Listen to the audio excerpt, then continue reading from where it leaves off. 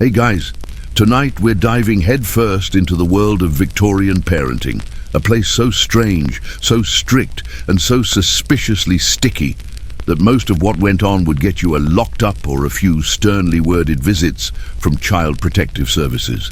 If you've ever wondered what it was like to raise children in a time when teething was treated with whiskey and discipline, sometimes involved a family-sized wooden spoon, this one's for you. Before you get too comfortable, take a second to like the video and subscribe, but only if you actually enjoy this. Drop a comment to tell me where you're listening from and if your childhood ever involved cod-liver oil, a cold sponge bath, or a distant relative who swore by leeches. I rid them all, mostly because I can't sleep either. Now dim those lights, put on a fan for that soft, soothing background noise, and settle in. Maybe bundle up with a blanket. Victorian parents would probably have insisted on 3 layers regardless of the season, just in case of a chill. But let's pause for a second. Did Victorian mums really put their babies in cages outside their apartment windows? What did kids eat? And why was it often grey? Was children should be seen and not heard a literal law? How many accidental deaths involved household poisons before anyone invented a child-proof cap? And why was go play with the arsenic not immediately followed by no, seriously don't? Congratulations, you've just woken up in the year 1885, somewhere in the heart of Victorian London.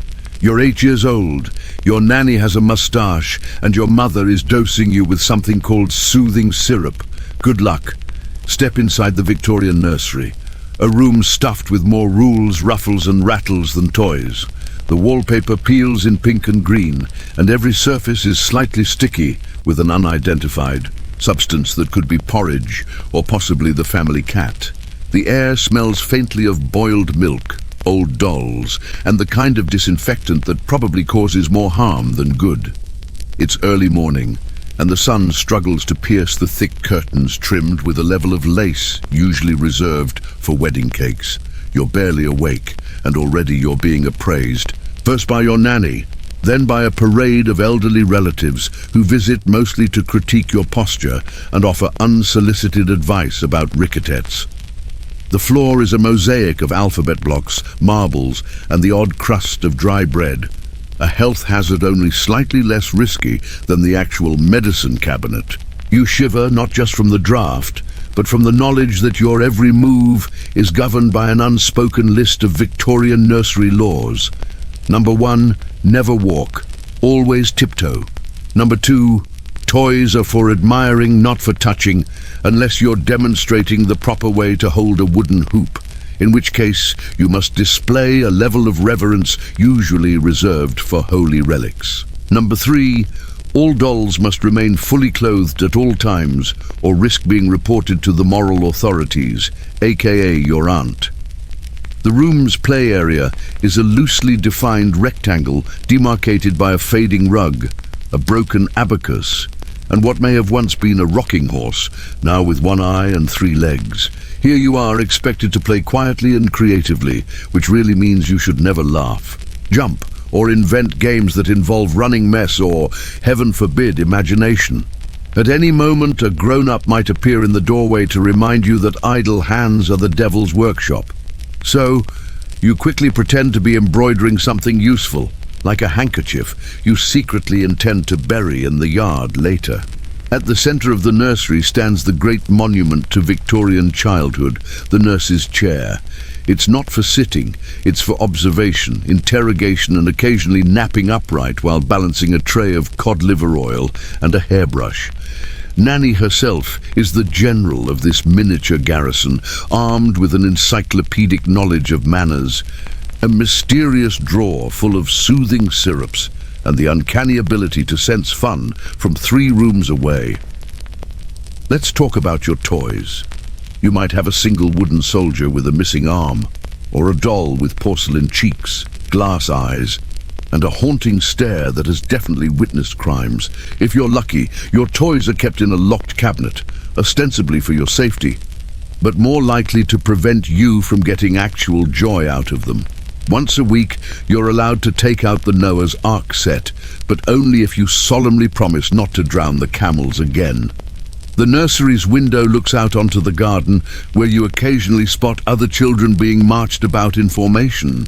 Supervised by adults wielding umbrellas like sabers, you long to join them, but first you must endure your lessons, reciting moral poetry, practicing neat handwriting, and learning the correct way to curtsy or bow to imaginary royalty.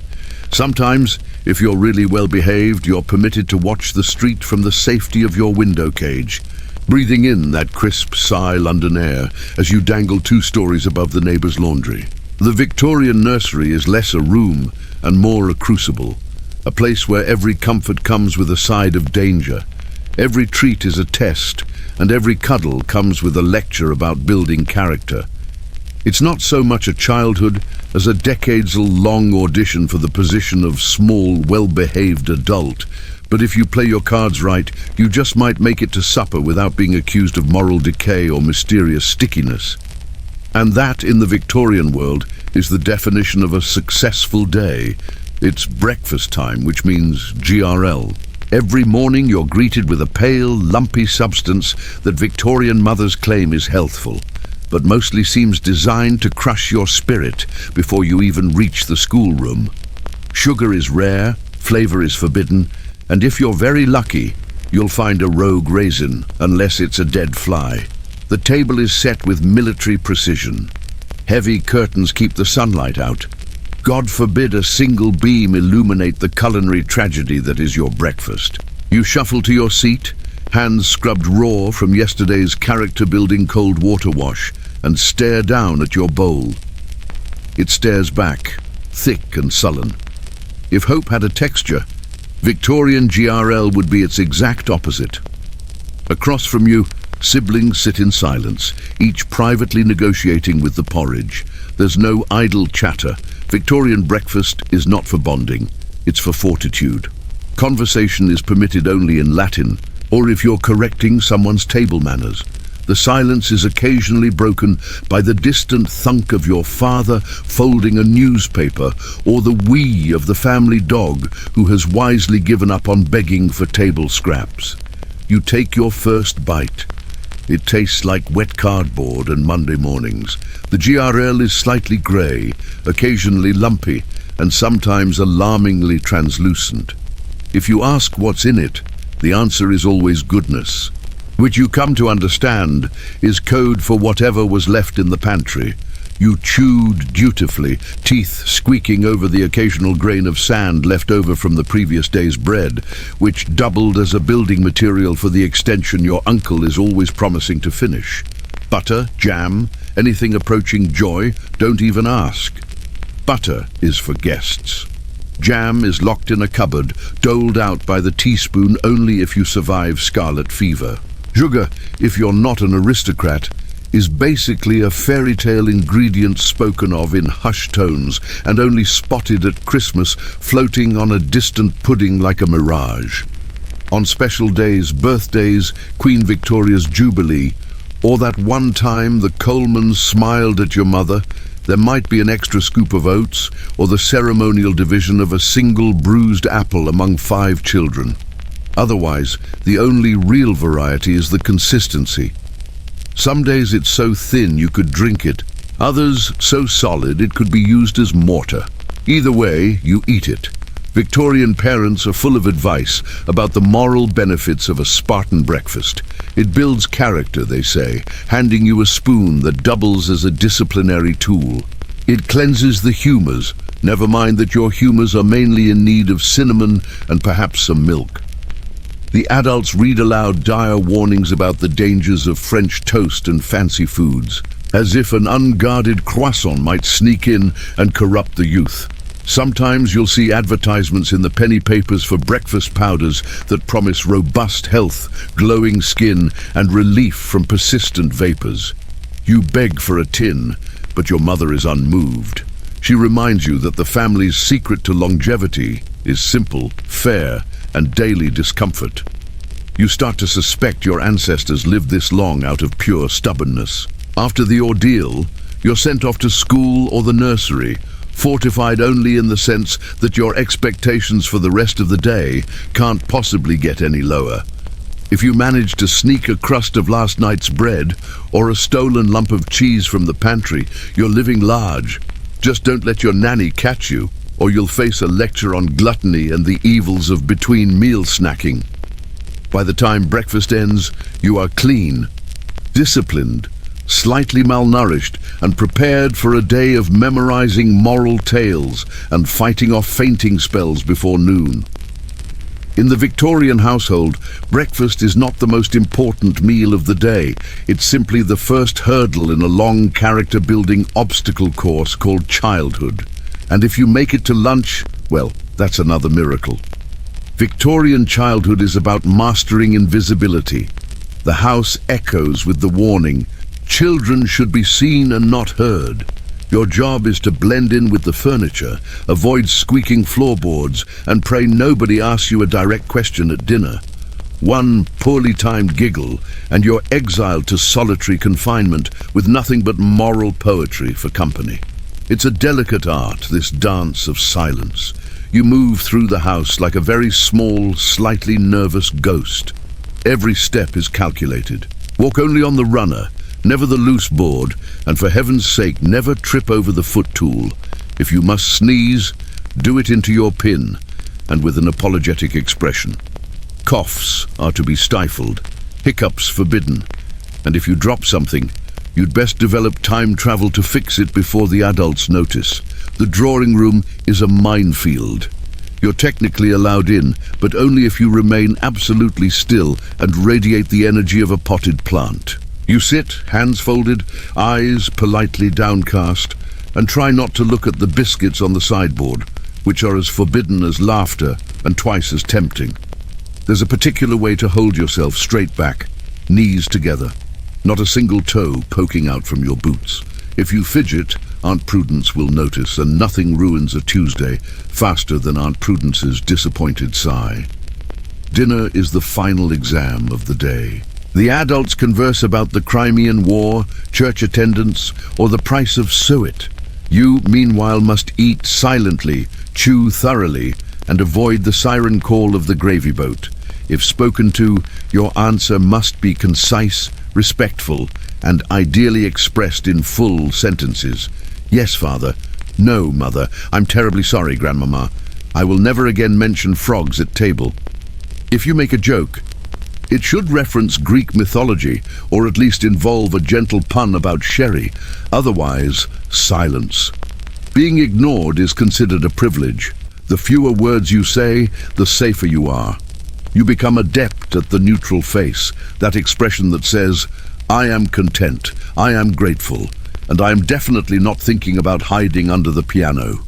You learn to control your laughter, to suppress the urge to ask why Cousin Edgar's hair looks like a frightened hedgehog, and to stifle the impulse to sing, shout, or otherwise express joy.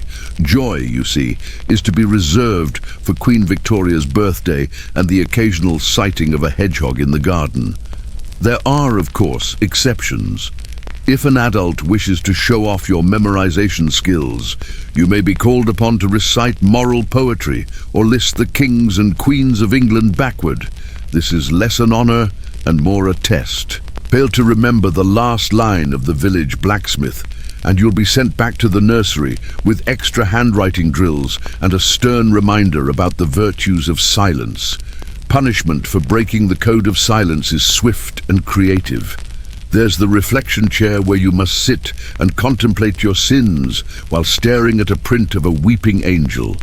There's solitary reading, which is reading but with the emphasis on books, with titles like Why Talking Leads to Ruin.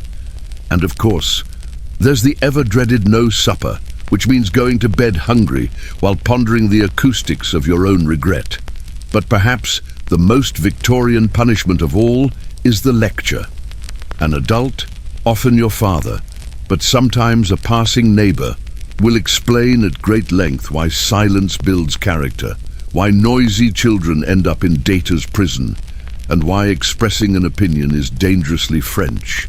You will nod, apologize, and resolve to train your voice to a whisper for the next week.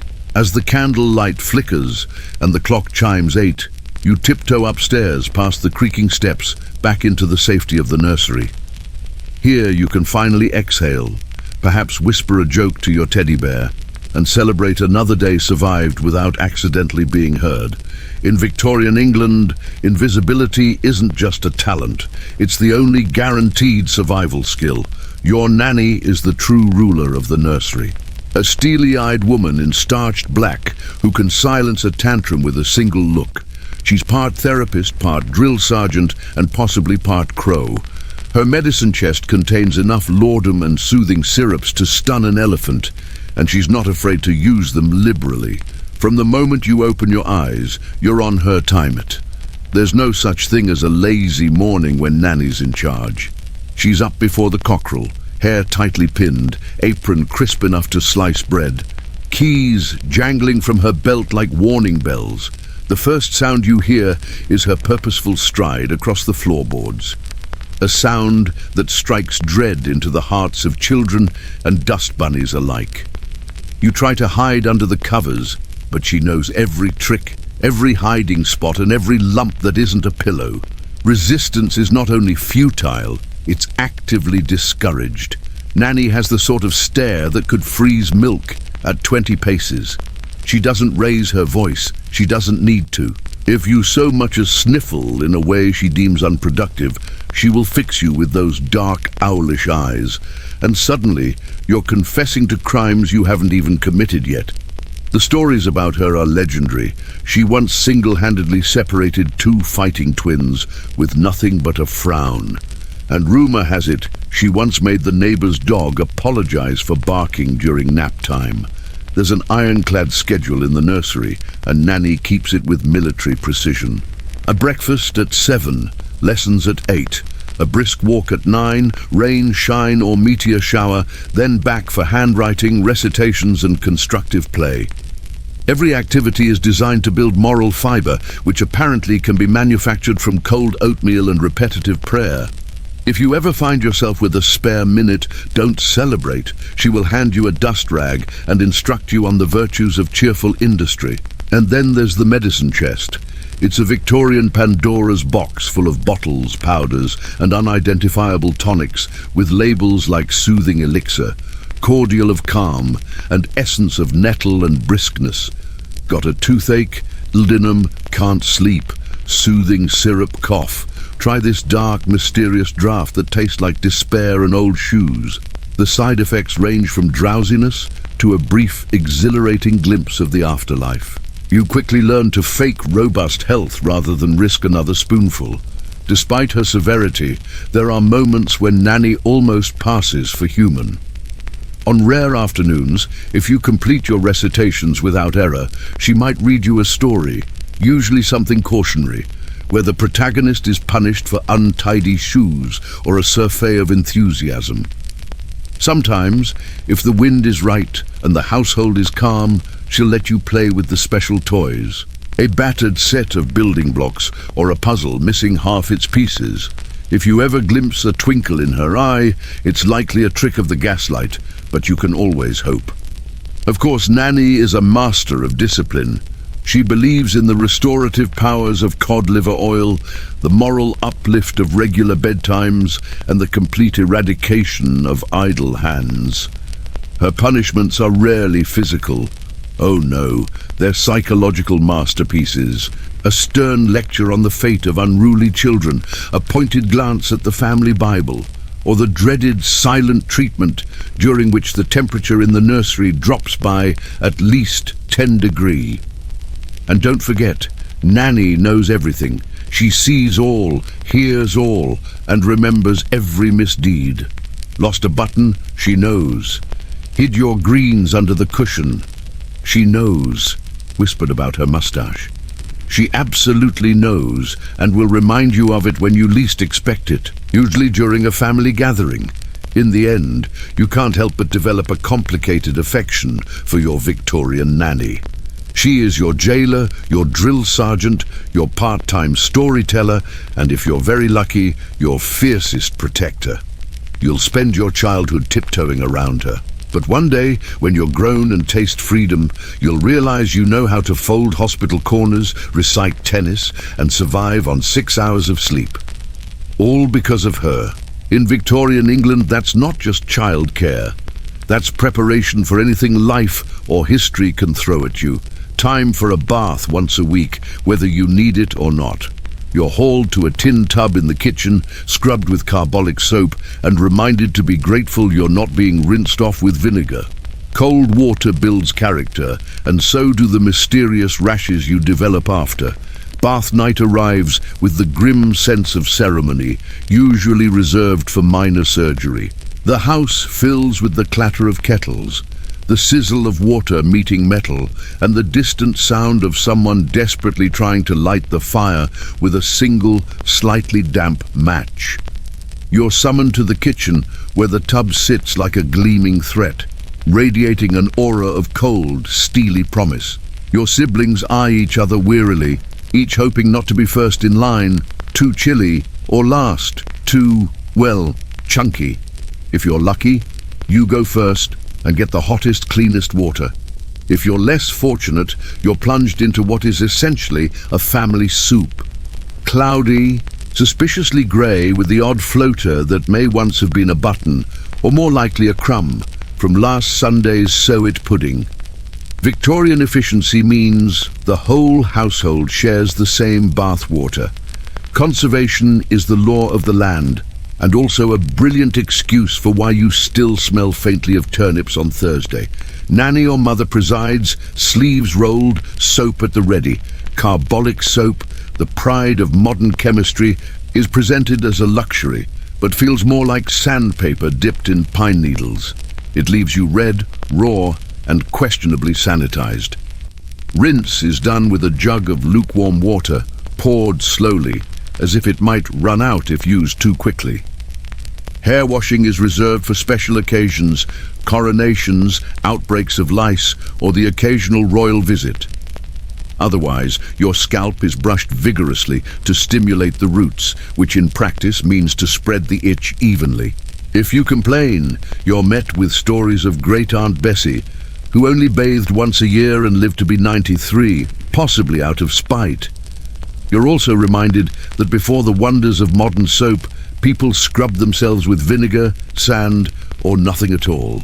So, a weekly bath in actual water is the height of luxury, and grumbling is frankly ungrateful. Towels are thin, scratchy, and always slightly damp, no matter how long they hang by the stove. You're rubbed down briskly, left pink and shivering, then bundled into a fresh nightshirt, fresh by Victorian standards, meaning it's only seen 3 previous owners and hasn't yet become self-aware. Your hair, if long, is plaited tightly, both for neatness and as a medieval security measure against wandering vermin.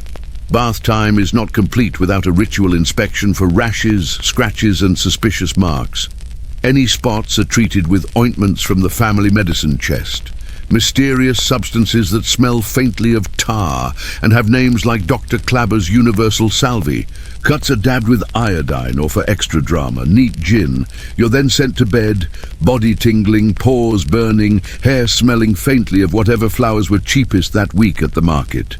Of course, the bath does not guarantee cleanliness.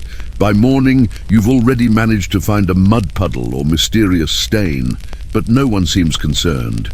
The prevailing wisdom is that a thin layer of dirt protects against illness, and anyone seen scrubbing themselves outside of bath night is regarded with deep suspicion. Possibly French, probably eccentric. There are upsides, though. A weekly bath is a rare chance to eavesdrop on grown-up gossip, listen to the creak and groan of the old pipes, and make boats out of crusts of bread, quickly forbidden. You emerge from the ordeal, cleaner than before, vaguely traumatized, but with another badge of Victorian childhood, survival. If you're ever tempted to complain about your morning shower or sigh over a slightly chilly bathroom, remember this. You could be waiting your turn for a lukewarm rinse in water, flavored by every member of your family, grateful just to escape with most of your skin intact. In the world of Victorian hygiene, you don't strive for sparkling, you aim for mostly presentable, and that's a win. The playroom is both a paradise and a minefield. You might get a top, a hoop, or a doll with eyes that follow you everywhere. Most toys are wooden, breakable, and entirely unsafe, designed to prepare you for life's hardships, or more likely, tetanus. You enter the room with a mixture of excitement and dread, eyeing the toy chest with the same suspicion you'd reserve for an unfamiliar pudding at supper. Victorian playthroughs are marvels of craftsmanship and menace. The jack-in-the-box is wound with trembling hands, knowing full well that what pops out isn't a cheerful clown, but the stuff of lifelong trust issues. The rocking horse, paint flaking, one ear missing, sits ominously in the corner, daring you to mount up and risk a splinter in places you'd rather not discuss. Toys in this era are engineered with a philosophy best described as builds character, may cause minor injuries. Wooden blocks double as both architectural tools and impromptu projectiles in sibling warfare. Marbles are beautiful, shiny, and the number one reason everyone over the age of 6 has a chipped tooth or a suspicious limb. Doll houses are elaborate. Miniature mansions complete with tiny furniture and even tinier hazards like pins disguised as fire pokers. If you're lucky enough to have a mechanical toy, don't get attached. The gears will jam by tea time, and fixing it requires the skills of a Swiss watchmaker, or failing that, a child with no regard for personal safety. And then there are the dolls. Victorian dolls are not cute. They are Gothic masterpieces with porcelain faces, glass eyes, and an expression that says, "I know your secrets." Some even have real human hair, which raises more questions than it answers. If you make the mistake of sleeping with one too close to your bed, prepare to wake up convinced you've angered a restless spirit. The rules of the playroom are unwritten, but strictly enforced. You may play, but you may not make a mess. At least, not a visible one. Games must be educational, or at least pretend to be. Blind man's bluff is frowned upon for encouraging chaos, while quiet needlework gets you a gold star. If you want to play catch, it must be done with a tightly stitched regulation beanbag, preferably outdoors, and ideally under the watchful eye of a disapproving adult holding a handkerchief to their nose. In the corner, there's often a set of iron hoops for hoop rolling, a pastime that sounds innocent until you realize it involves chasing a metal ring down a corridor filled with priceless varsees and siblings who believe in full contact sport. Board games exist, but mostly involve rules longer than the Magna Carta and the constant threat of being accused of cheating, a crime on par with treason. And yet, for all its hazards, the playroom is an oasis from the relentless moralizing of the adult world. Here, you can stage grand battles between tin soldiers, or set up a tiny tea party for your long-suffering teddy bear and the doll with only one remaining limb. Sometimes, if Nanny is distracted and the coast is clear, you can invent your own games, throwing caution and the occasional building block to the wind. Of course, every playroom has its legends. The toy you're forbidden to touch, often broken, awaiting repair since 1867. The sibling who allegedly swallowed a marble and lived to tell the tale. The ghostly creak of the toy cupboard door. Late at night, you swap stories in whispers, trying to outdo each other with tales of near misses, dramatic rescues, and the day cousin Bertie sat on a spinning top and walked funny for a week. When playtime ends, you tidy up, pretending you weren't just waging a miniature civil war. Fingers accounted for splinters, knees checked for bruises, and if you make it to supper without any obvious signs of trauma, you've done well. In the Victorian playroom, fun and danger go hand in hand. And if you can dodge tetanus, survive the glare of haunted dolls, and avoid losing your marbles literally and metaphorically, you're already a step ahead in the grand game of life. In a stunning display of Victorian logic, urban parents sometimes hang their babies in wire cages outside the window for fresh air. If you're lucky, you're only slightly chilled. If not, you learn early about gravity and the pigeon population of London. The scene is almost surreal. Row upon row of soot-strewn brick, and jutting out from the upper windows, these curious little wire boxes, each containing a swaddled infant, blinking suspiciously at the city. Victorian parenting books are full of dire warnings about stale air and unventilated rooms. So naturally, the solution is to suspend your precious bundle several stories above the sidewalk like a potted plant. If potted plants wore bonnets and had a tendency to scream, you, the baby, are tucked into so many layers of wool, muslin, and optimism that you resemble a particularly well-fed turnip. Nanny carries you through the parlor, past the relatives, and right to the window where you're unceremoniously inserted into the cage. The door clanks shut, and there you are, hanging above the city like a slightly confused canary. If you squint, you can just make out Mrs. Pep-Beaton's baby 2 windows down, vigorously chewing on her own mitten and glaring back in solidarity. The theory is simple. Fresh air is good for children. Unfortunately, Victorian fresh air is less crisp mountain breeze and more industrial fog with a hint of manure. Still, mothers believe it builds character, rosy cheeks, and with any luck, a lifelong resistance to respiratory disease. Sometimes the local doctor strolls by, nods approvingly at the rows of airborne infants, and makes a note to sell more cough syrup next winter. Weather is only a minor consideration. If it's raining, the cage is draped with oil. If it's snowing, a hot water bottle might be thrown in for company. Summer days bring a slight advantage. At least you're less likely to freeze. But you are now at the mercy of the city's entire population of pigeons, who see your cage as prime real estate. The occasional well-meaning uncle will suggest a sprig of lavender to keep away the flies. It never works. Life in the baby cage is a masterclass in resilience. You quickly learn to appreciate the simple things, like the sensation of your own nose defrosting or the excitement of a double-decker bus rumbling by. Sometimes older siblings try to drop you secret treats through the bars, a crust of bread, a half-eaten toffee, or a moral pamphlet about the dangers of drafty rooms. If you cry too loudly, the neighbors peer out, tutting and offering unsolicited advice about the correct angle for maximum health benefits. Of course, the system is not foolproof. Occasionally, a faulty latch or an especially enthusiastic breeze leads to minor mishaps.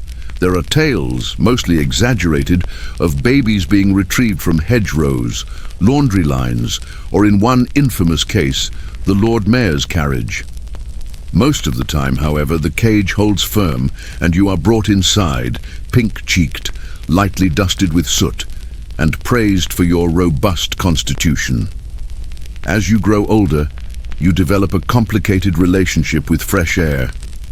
On the one hand, it's credited for every minor success in your life. Little Georgina never catches colds, thanks to her years in the window cage. On the other, you flinch at the sight of wire mesh and experience an involuntary shiver every time someone opens a window. The family photo album contains a blurry sepia picture of you, bundled and dangling, next to a caption that simply reads, "Our little Skylark, July 1887. In the grand scheme of Victorian parenting, baby cages are both absurd and weirdly logical. Born of genuine concern, filtered through a cloud of bad science and worse urban planning. And yet, if you survived your time as a human window garnish, you came out tougher, breezier, and with stories no modern baby monitor could ever rival. Fresh air, they said, builds character, builds memories, builds, if nothing else, a lifelong suspicion of window ledges. Step out of line and you'll meet the business end of a wooden spoon or a well-practiced glare. Corporal punishment is seen as character building, and the phrase, "spare the rod, spoil the child," is embroidered on every respectable cushion. Victorian discipline is a complicated mixture of science, folklore, and creative embroidery. There are actual rules, of course, long, complicated lists of them written out in beautiful copper plate by some humorous family patriarch and posted in the nursery, kitchen, and possibly even the chicken coupe. Rules about elbows off the table, shoes lined up just so, and an almost supernatural reverence for punctuality. Break one and you risk a warning look. Break two and you'll soon learn how inventive the Victorians could be when it came to enforcing obedience. The arsenal of discipline is impressive. There are wooden spoons, canes, slippers, and the all-purpose hairbrush, each assigned to a particular type of offense, from minor giggling to the capital crime of talking back. Nanny can flick a duster at a range of 10 FT, and your mother's glare can be felt across 3 rooms and 1 minor time zone. Some families even keep a punishment chair, an ornate seat in the hallway, reserved for those who failed to live up to the family standards. It's uncomfortable, intimidating, and positioned directly under the family portrait of the sternest-looking ancestor available. Punishments are tailored to fit the crime for spilling milk. Stand in the corner and recite the Lord's Prayer backwards if you're particularly unlucky.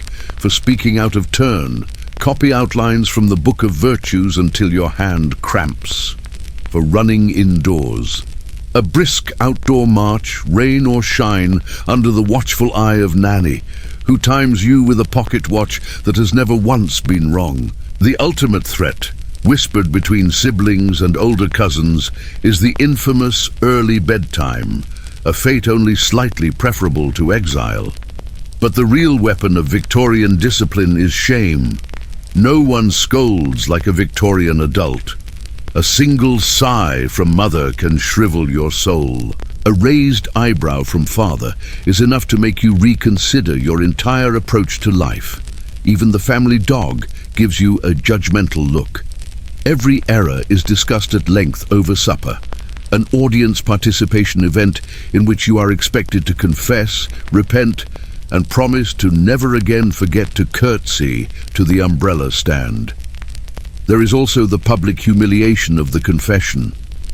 If you've done something particularly shocking, perhaps tracked mud into the parlor or scandal of scandals, giggled during a prayer, you are required to stand before the family and explain yourself. Siblings pretend not to smirk while grandmama sighs in a way that suggests your actions are single-handedly hastening the decline of civilization. Yet in the twisted logic of the age, all of this is supposedly for your own good. Discipline, they say, breeds virtue, fortitude, and the kind of stoic endurance required to survive a dinner party with Aunt Prudence. The wooden spoon is not an instrument of terror, but of love.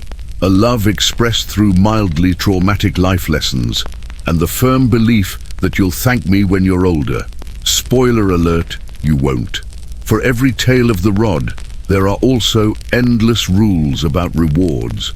Sometimes, if you've managed to keep your shoes polished, your books dusted, and your younger sibling from eating the wallpaper paste, you might receive a toffee, a new penny, or most thrilling of all, a rare word of praise. Well done, says father, and it echoes in your heart until at least tea time. So you learn to walk softly, keep your opinions to yourself, and develop an uncanny ability to sense a grown-up's approach. You become a master at reading the room, calculating just how far you can push your luck before the wooden spoon makes an appearance. You might even discover the secret art of negotiating lesser punishments, offering to take an extra helping of cold cabbage in exchange for skipping the lecture on the dangers of unchecked enthusiasm. In the end, Victorian discipline is less about the rod and more about the rules. Rules you memorize, break at your peril, and eventually pass down to the next generation with a sigh and a slightly softer spoon. Because history, like your mother's glare, has a long memory. If you ever receive a sweet, cherish it. You may not get another until Christmas. Sweets are rare, expensive, and come with a side of immediate toothache. Dentists, if they exist, are armed with pliers and very little sympathy. The mere mention of a treat sends a hush over the Victorian household. You might spot a tin of barley sugar on the highest shelf, or a faint scent of peppermint wafting from the parlor. Signals that today the gods of glucose are smiling down. Maybe it's a birthday or Queen Victoria's Diamond Jubilee. Or perhaps your mother is feeling unusually generous after her second sherry. Regardless, anticipation is palpable. You assemble with your siblings in the drawing room, hearts pounding, eyes wide, each hoping for a single Jew-like sweet. Victorian confections are objects of awe and mild terror. Hard candies, usually hand-wrapped and available in alarming colors, are displayed in glass jars like priceless relics. Turkish delight, if you're very upper middle class, arrives dusted with enough powdered sugar to induce sneezing fits. The local bakery offers sticky buns, trial tarts, and for the financially adventurous, candied violets. But the most coveted delicacy is chocolate, which in this era is not so much a bar as an experience. A gritty, waxy rectangle best described as almost edible. Acquisition of sweets is a family affair. Mother hands out barley sugar drops with the solemnity of a sacrament. Each child receives exactly one to be savored slowly. No biting allowed. Sucking a sweet is a delicate contemplative process, ideally accompanied by reading Pilgrim's Progress or listening to a cautionary tale about a boy who once ate 2 in one sitting and spontaneously combusted, or was sent to bed without supper, which is much the same. Of course, the joy is short-lived. Victorian sweets are as famous for their dental consequences as their taste. Even before you finish, you sense a familiar ache in your mers. A warning that the family dentist who moonlights as the local barber, veterinarian, and on weekends a hypnotist will soon be required. Dentistry in this era is more performance art than medical science. If you complain of a toothache, you're handed a clove and told to bite down until the pain loses interest. Persistent agony earns you a visit to Mr. Blackwell, whose toolkit consists of rusty pliers, a bottle of gin, and what can only be described as a sense of optimism. If you survive the ordeal with your sweet tooth intact, you learn the strict etiquette surrounding treats. Never eat in front of guests, never chew noisily, never under any circumstances trade sweets for marbles, frogs, or the neighbor's cat. Sharing is encouraged in theory, but in practice, each child develops a series of cunning hiding spots. Hollowed-out books, old shoeboxes, or the infamous emergency stash inside the lining of your Sunday best. For the less fortunate, treats might mean a slice of dry fruitcake, or if times are hard, a spoonful of molasses, hastily scraped from the bottom of a nearly empty jar. There are rumors of children who have tasted sugar cubes outside of Christmastide, but these are usually dismissed as fairy tales or symptoms of excessive reading. The closest you come to regular sweetness is bread and jam, served on rare sunlit afternoons, and only if no one else is watching. Every so often the town hosts a fair where children are unleashed upon stalls groaning with gingerbread men. Sticky toffee apples and boiled sweets in colors that defy the natural order. Here all caution is thrown to the wind. You gorge yourself in an hour, then spend the evening regretting every decision as you clutch your stomach and contemplate the meaning of moderation. In the end, sweets are not just food. They are fleeting moments of happiness, the stuff of childhood legend and the origin story for your lifelong distrust of anyone holding dental tools. Victorian treats may be rare, but their memory, like your dentist's bill, lingers for years, off to school, where you'll memorize times tables, recite Latin, and practice penmanship until your fingers cramp.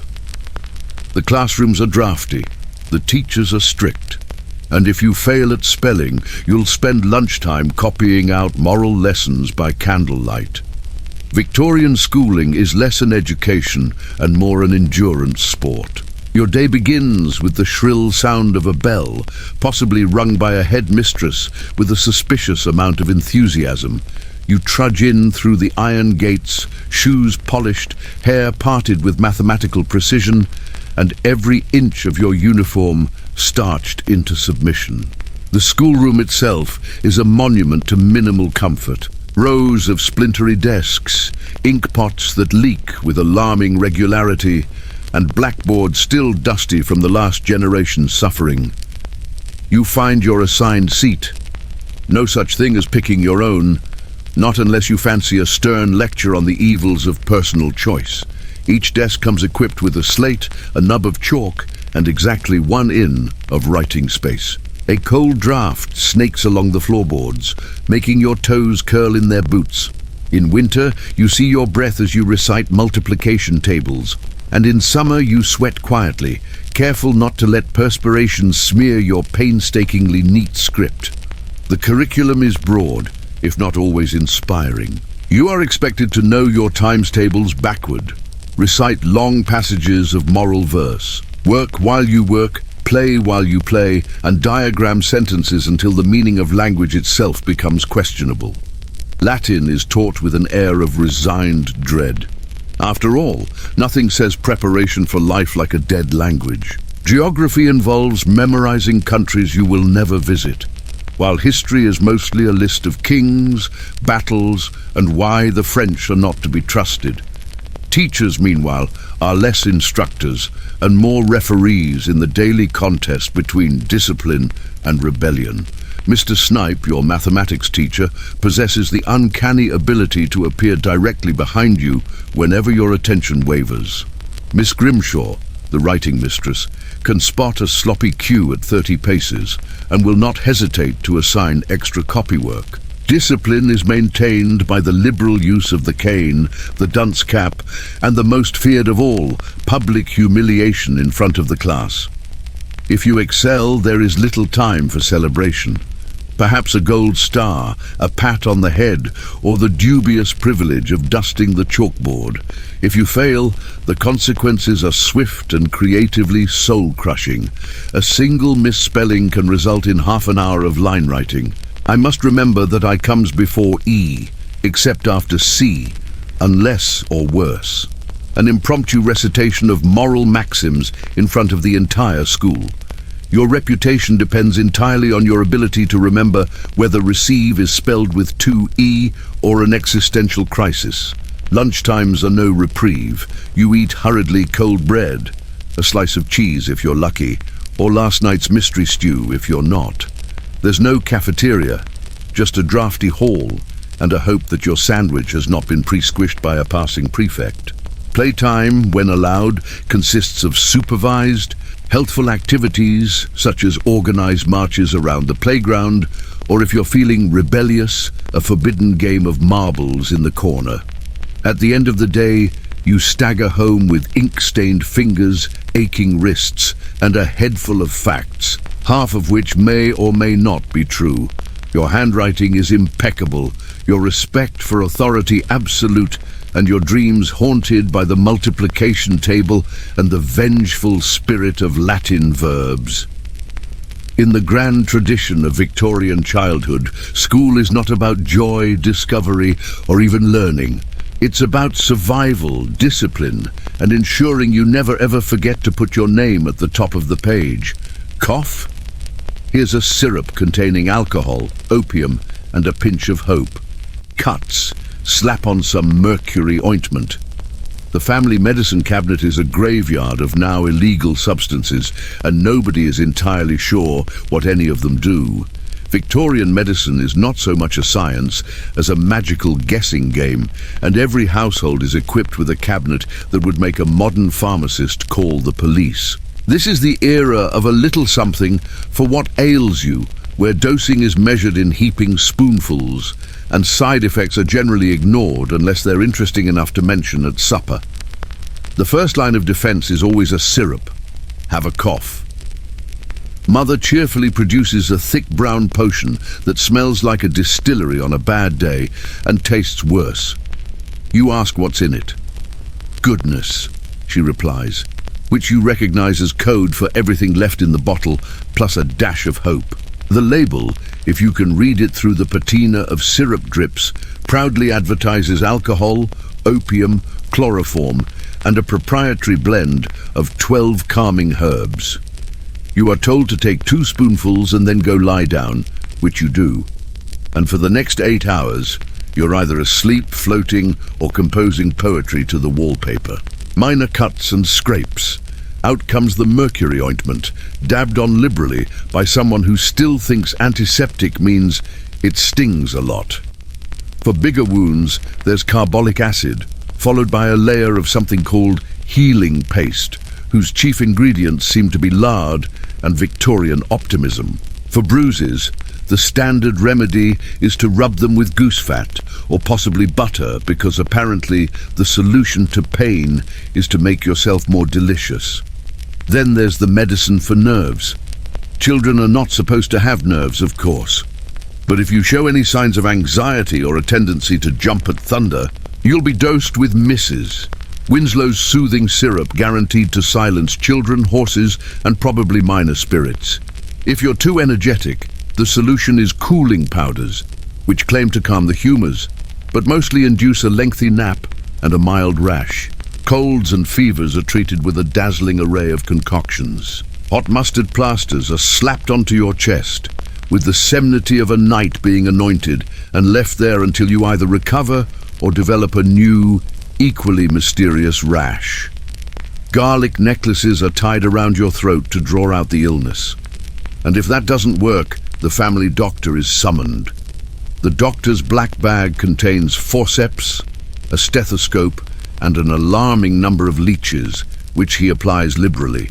Because if you're not bleeding, are you really being treated?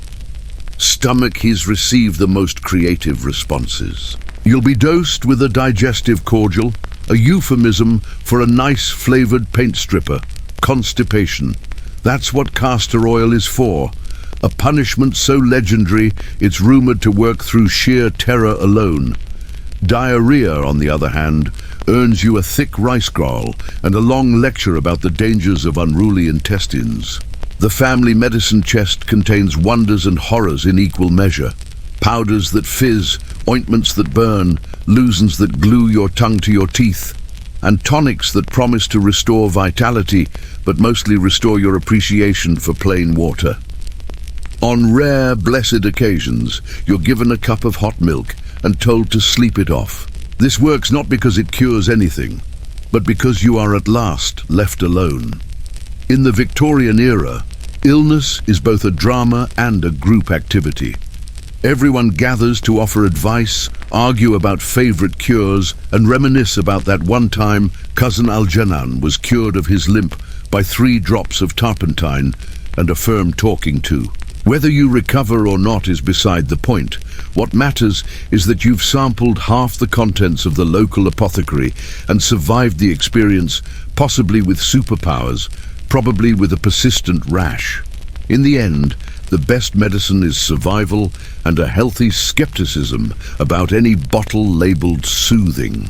The only thing more dangerous than your nanny is your siblings.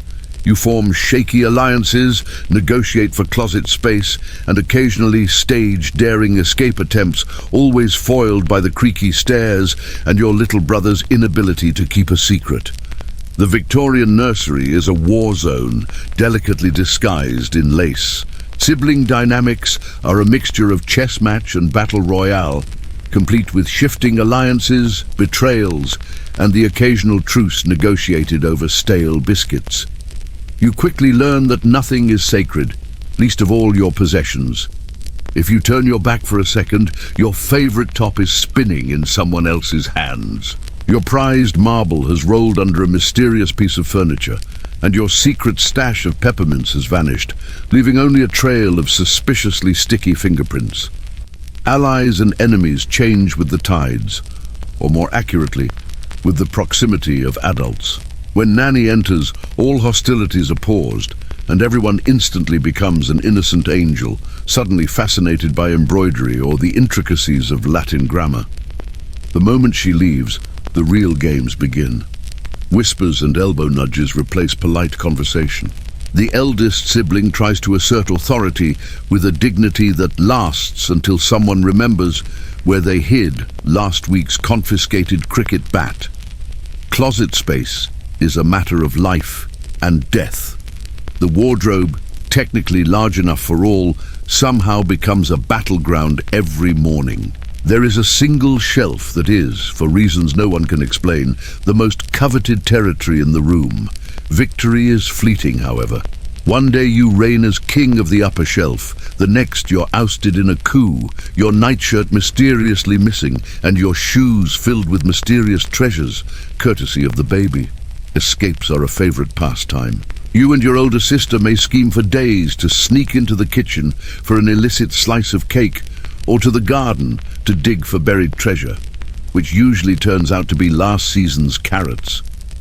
Every plot hinges on silence, teamwork, and impeccable timing. Every plot is ruined by your little brother's inability to whisper, or his unfortunate habit of shouting now just as Nanny rounds the corner. There's always a scapegoat, usually the youngest, who is conscripted into confessing when things go wrong. This earns them a sort of immunity, though at the price of trust from the rest of the sibling parliament. Betrayal is never far away. Maybe you told your sister your secret hiding place for sweets, and the next morning it's been ransacked and replaced with a note reading, "Better luck next time." Maybe your brother swore loyalty in the great curtain-fought war only to defect the moment you were summoned to wash for dinner. Treaties are drawn up in crayon, signed with sticky hands and broken by sundown. You learn to negotiate, to read faces, and to bribe with the currency of the day, buttons, sweets, or information about the new governess. But there are moments of unity too. Nothing brings siblings together faster than an external threat. The sudden approach of Nanny's footsteps, the looming horror of cod-liver oil, or a parental summons that bode us ill for everyone. Then, as if by magic, squabbles are set aside, and you present a united front, all suspiciously silent and wide-eyed. Evenings offer the rare piece of shared bedtime stories, whispered secrets, and giggles stifled under scratchy wool blankets.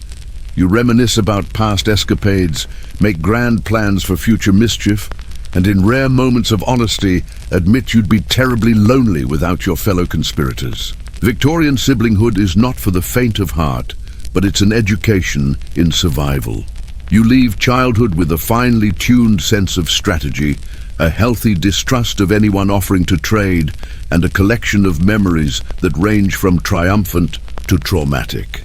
And as you finally drift off to sleep, the sounds of quiet snoring and distant plotting fill the nursery, a nightly reminder that in the grand tradition of family, you're all in this together. Whether you like it or not, Victorian parents have advice for every occasion, from "don't read too much" or "your eyes will fall out" to "if you swallow a cherry pit, a tree will grow inside you." It's never comforting, usually alarming, and often based on something they overheard at a funeral. The day begins with guidance and ends with warnings. Advice is dispensed the way other families serve tea, frequently with great seriousness, and usually whether you asked for it or not. If you're caught standing near an open window, you'll receive a mini lecture about the perils of drafts. That's how Cousin Pakal caught his chills and lost his sense of direction. If you try to leave the house with damp hair, your mother will recount the cautionary tale of a girl from Ipswich who did just that and was never the same again. She may not remember what happened to the girl, but she's confident it was unpleasant. Every minor illness is an opportunity for unsolicited wisdom.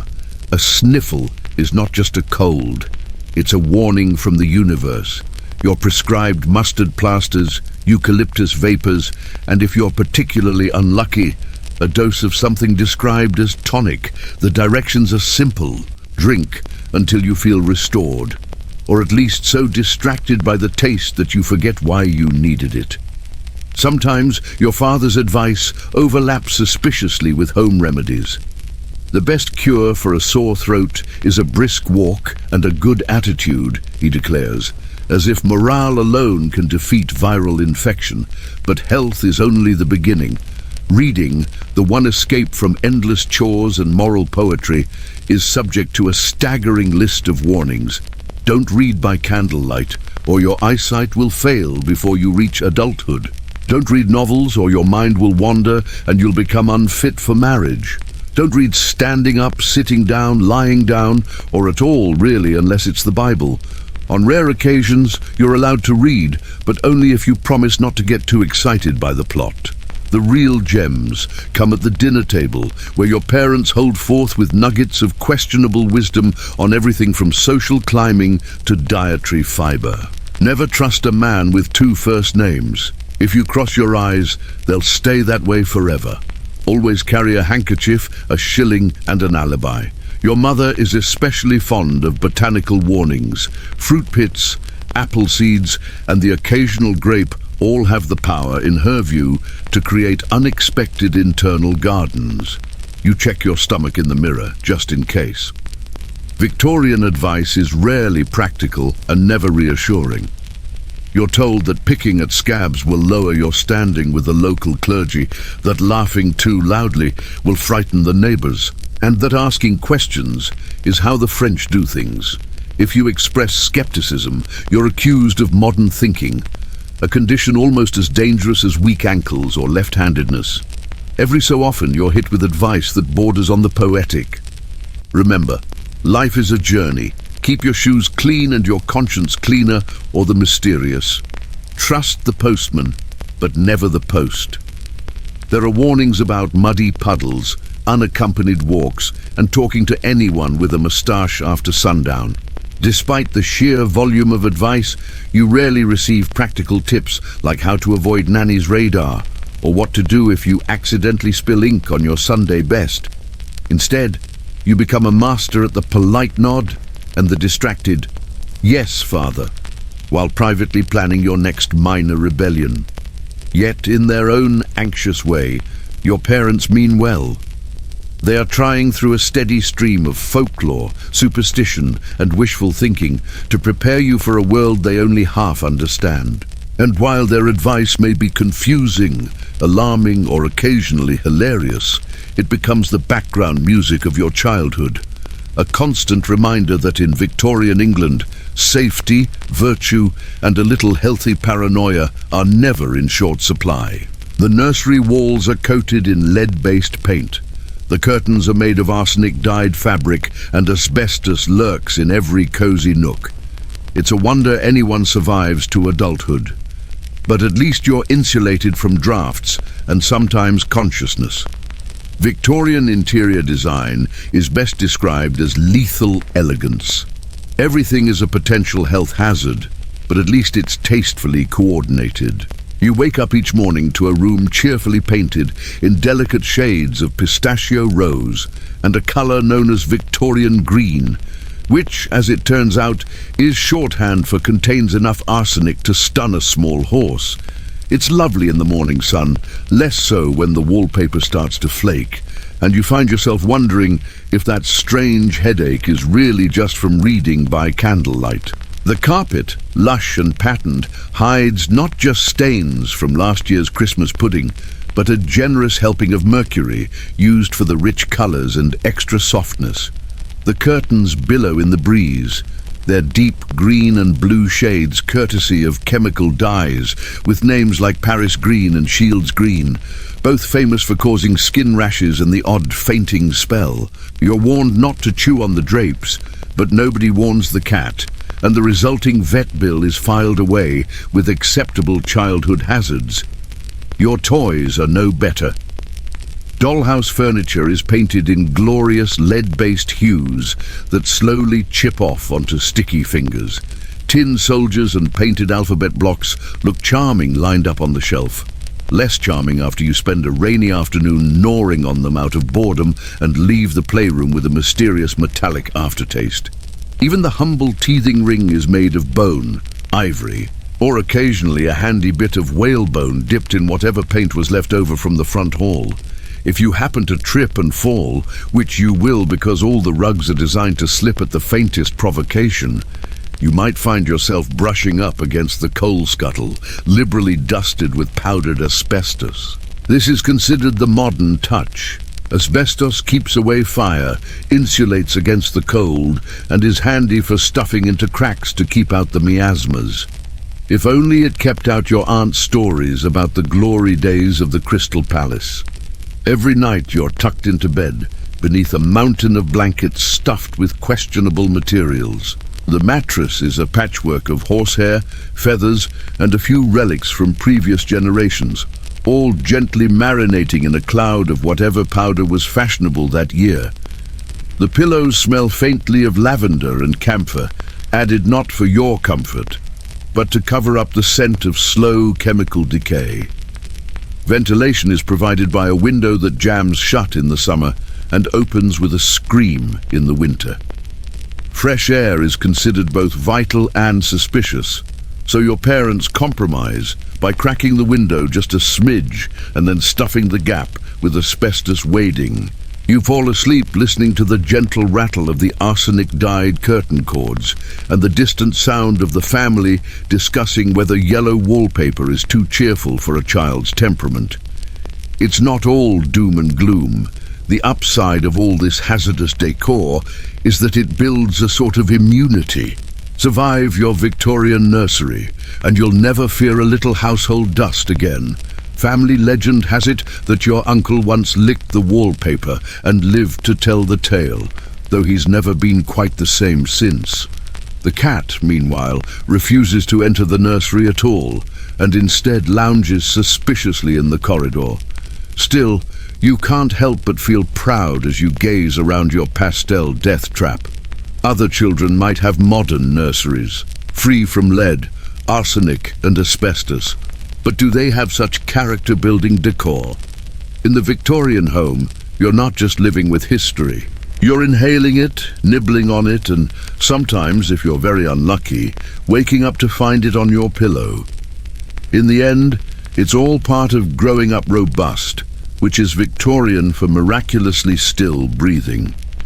Your parents read an article in Punch magazine, and suddenly you're eating nothing but tapioca for a week.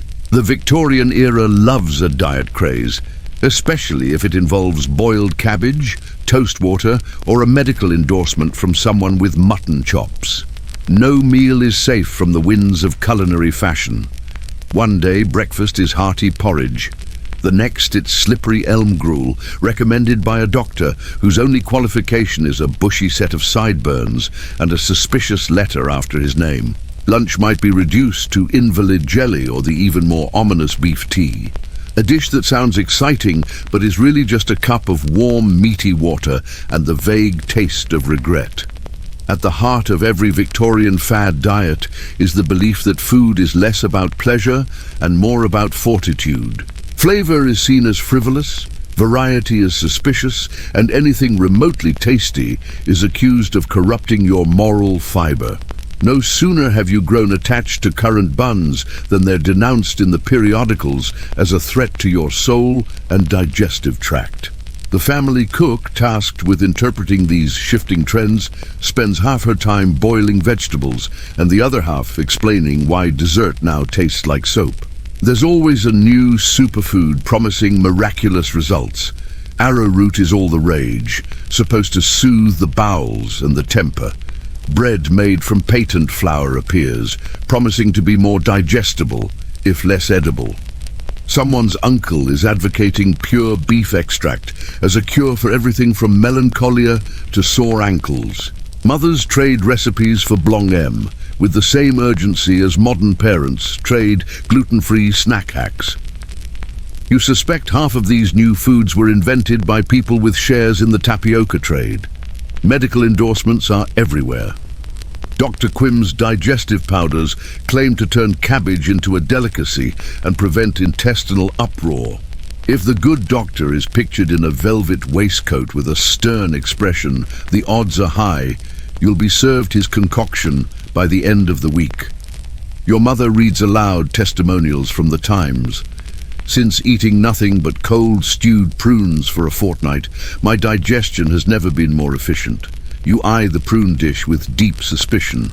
No Victorian diet is complete without a healthy dose of water-based substitutes. Toast water is a favorite. Stale bread soaked in boiling water, strained and served lukewarm. If you're lucky, you get a dab of jam to swirl around for color. Milk is boiled into oblivion, and even tea is sometimes tempered with vinegar for the health of your inner humors. Your personal favorite is cabbage water, an aromatic beverage that seems designed solely to test the limits of filial obedience. The pursuit of purity extends to special diets for children. If you're too thin, it's sow-it pudding and lard sandwiches for a week. Too plump. Welcome to the raw carrot and barley regime. There is a persistent suspicion that if you enjoy your food, you're doing something wrong. Sweets and cakes are rationed like gold dust, while medicinal treats, licorice root or tonic biscuits are handed out as if they're chocolate, but with about as much joy. Of course, the diets never last. Just as you resign yourself to a month of sago pudding, a new trend sweeps through the household. Perhaps dry toast and boiled turnips, or all things pickle.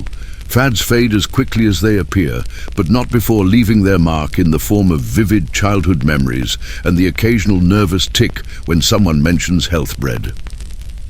At the end of the day, you become an expert in politely pretending to enjoy whatever is on your plate, developing a palate that can distinguish between 17 varieties of boiled starch and the precise difference between potted meat and mystery loaf. If nothing else, Victorian diet fads teach you resilience, resourcefulness, and the fine art of hiding unwanted food in the nearest potted plant. And that, as every Victorian parent will tell you, is character building. Christmas arrives in a flurry of anxiety and pine needles. You receive a single toy, a cold orange, and stern warnings not to play too loudly.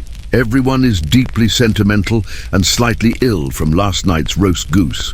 Victorian Christmas is less a holiday and more an endurance event, combining equal parts cheer and rigid protocol.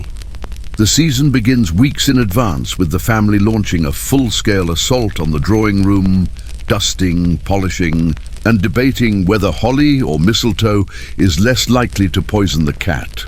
The house fills with the scent of dried oranges, cloves, and the faint panic of people realizing they forgot to order the plum pudding. The Christmas tree, a prickly marvel imported from Germany and championed by Queen Victoria herself, is erected with military precision. You and your siblings are enlisted to help, which means being told to stand still, not touch anything, and under no circumstances attempt to hang the glass, blessed that have survived since the reign of George IV. Each ornament has a story, always recounted in excruciating detail by an elder relative. The candles are carefully clipped to the branches and then immediately supervised for the rest of the evening by the entire family and a bucket of sand. Fire hazards are an honored tradition. On Christmas morning you rise early, shaking with excitement and cold in equal measure. The presents are simple, bordering on symbolic. Perhaps a painted wooden toy, a knitted scarf, or the long-anticipated orange, the citrus equivalent of winning the lottery. No one receives batteries, mostly because they haven't been invented, but also because even if they had, your toy would still be powered by sheer imagination and hope. Breakfast is a modest affair, the calm before the culinary storm. There's bread, maybe a scrap of cheese, and if your mother is feeling generous, a dab of homemade jam. You're warned not to spoil your appetite, though the real challenge is finding one in the first place after the previous night's feast. The children are corralled into a corner to play quietly with their new treasures. Those who make too much noise are sent to rehearse carols with the least musical relative in the household. The main event is the Christmas dinner, a triumph of Victorian excess and culinary ambition. The table groans under the weight of roast goose, or if fortune smiles, a rare turkey, heaps of potatoes, mincemeat pies, and the ever-mysterious boiled pudding, which is doused in brandy and set alight for dramatic effect. Older relatives clap approvingly, the children gasp, and someone inevitably tries to extinguish the flames with a lace napkin. No meal is complete without speeches, long rambling toasts to Queen, country, and the resilience of the family. Sentimentality flows like the weak sherry. Your parents reminisce about Christmases past, each story more improbable than the last. When I was a child, we had to make do with a walnut. and the memory of a sweet grandfather insists the pudding was bigger, the weather colder, and the oranges juicier. After dinner comes the tradition of enforced merriment, parlour games with rules so complicated no one actually wins, dramatic readings of Dickens, and for the brave, a bracing walk in the icy garden to aid digestion and encourage reflection on your many blessings. You are required to thank every adult in attendance for your gifts, regardless of whether you asked for socks, needed socks, or recognize the item as socks at all. By evening, the mood is a mixture of exhaustion, satisfaction, and mild indigestion. As the gas lights flicker and the wind rattles the window panes, you gather round to sing carols, off-key, heartfelt, and at least half a verse out of order. The adults exchange tired smiles. The children, sticky with dried fruit and sentiment, start plotting how to make the magic last just a little longer. A Victorian Christmas is a masterclass in gratitude, patience, and not setting the house on fire. As you finally collapse into bed, you clutch your orange, your one precious toy, and memories of laughter and chaos. You're reminded once again that the real tradition is surviving it all together with most of your dignity and your Christmas stocking intact. Pets are for building character and resilience. You might have a dog, a canary, or a surprisingly aggressive hedgehog. More likely, your constant companions are the family lice, which nobody seems particularly worried about. In the Victorian nursery, animal companionship comes in many forms. Some welcome, some less so, and most arriving without formal invitation. If you're lucky, your family owns a small, nervous terrier who spends half its life barking at coalmen and the other half shedding on every available surface.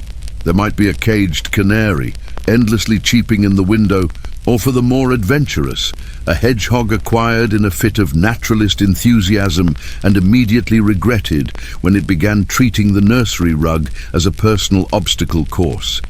Pets are seen as useful for moral instruction. Dogs teach loyalty, canaries patience, and hedgehogs humility mostly.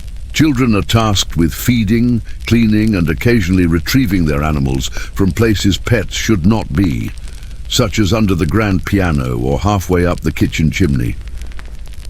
Responsibility is encouraged, but so is fortitude. When a hamster meets an untimely end, it is buried in the garden with a Bible verse and a brisk reminder that life is fleeting and dust returns to dust. Sentimentality is reserved for expensive ponies and the occasional goose who survives Christmas. But for every official pet, there is a horde of unofficial ones. The Victorian nursery is alive with small, industrious creatures, spiders in the corners, a parade of ants whenever someone spills jam, and the ever-present chorus of houseflies.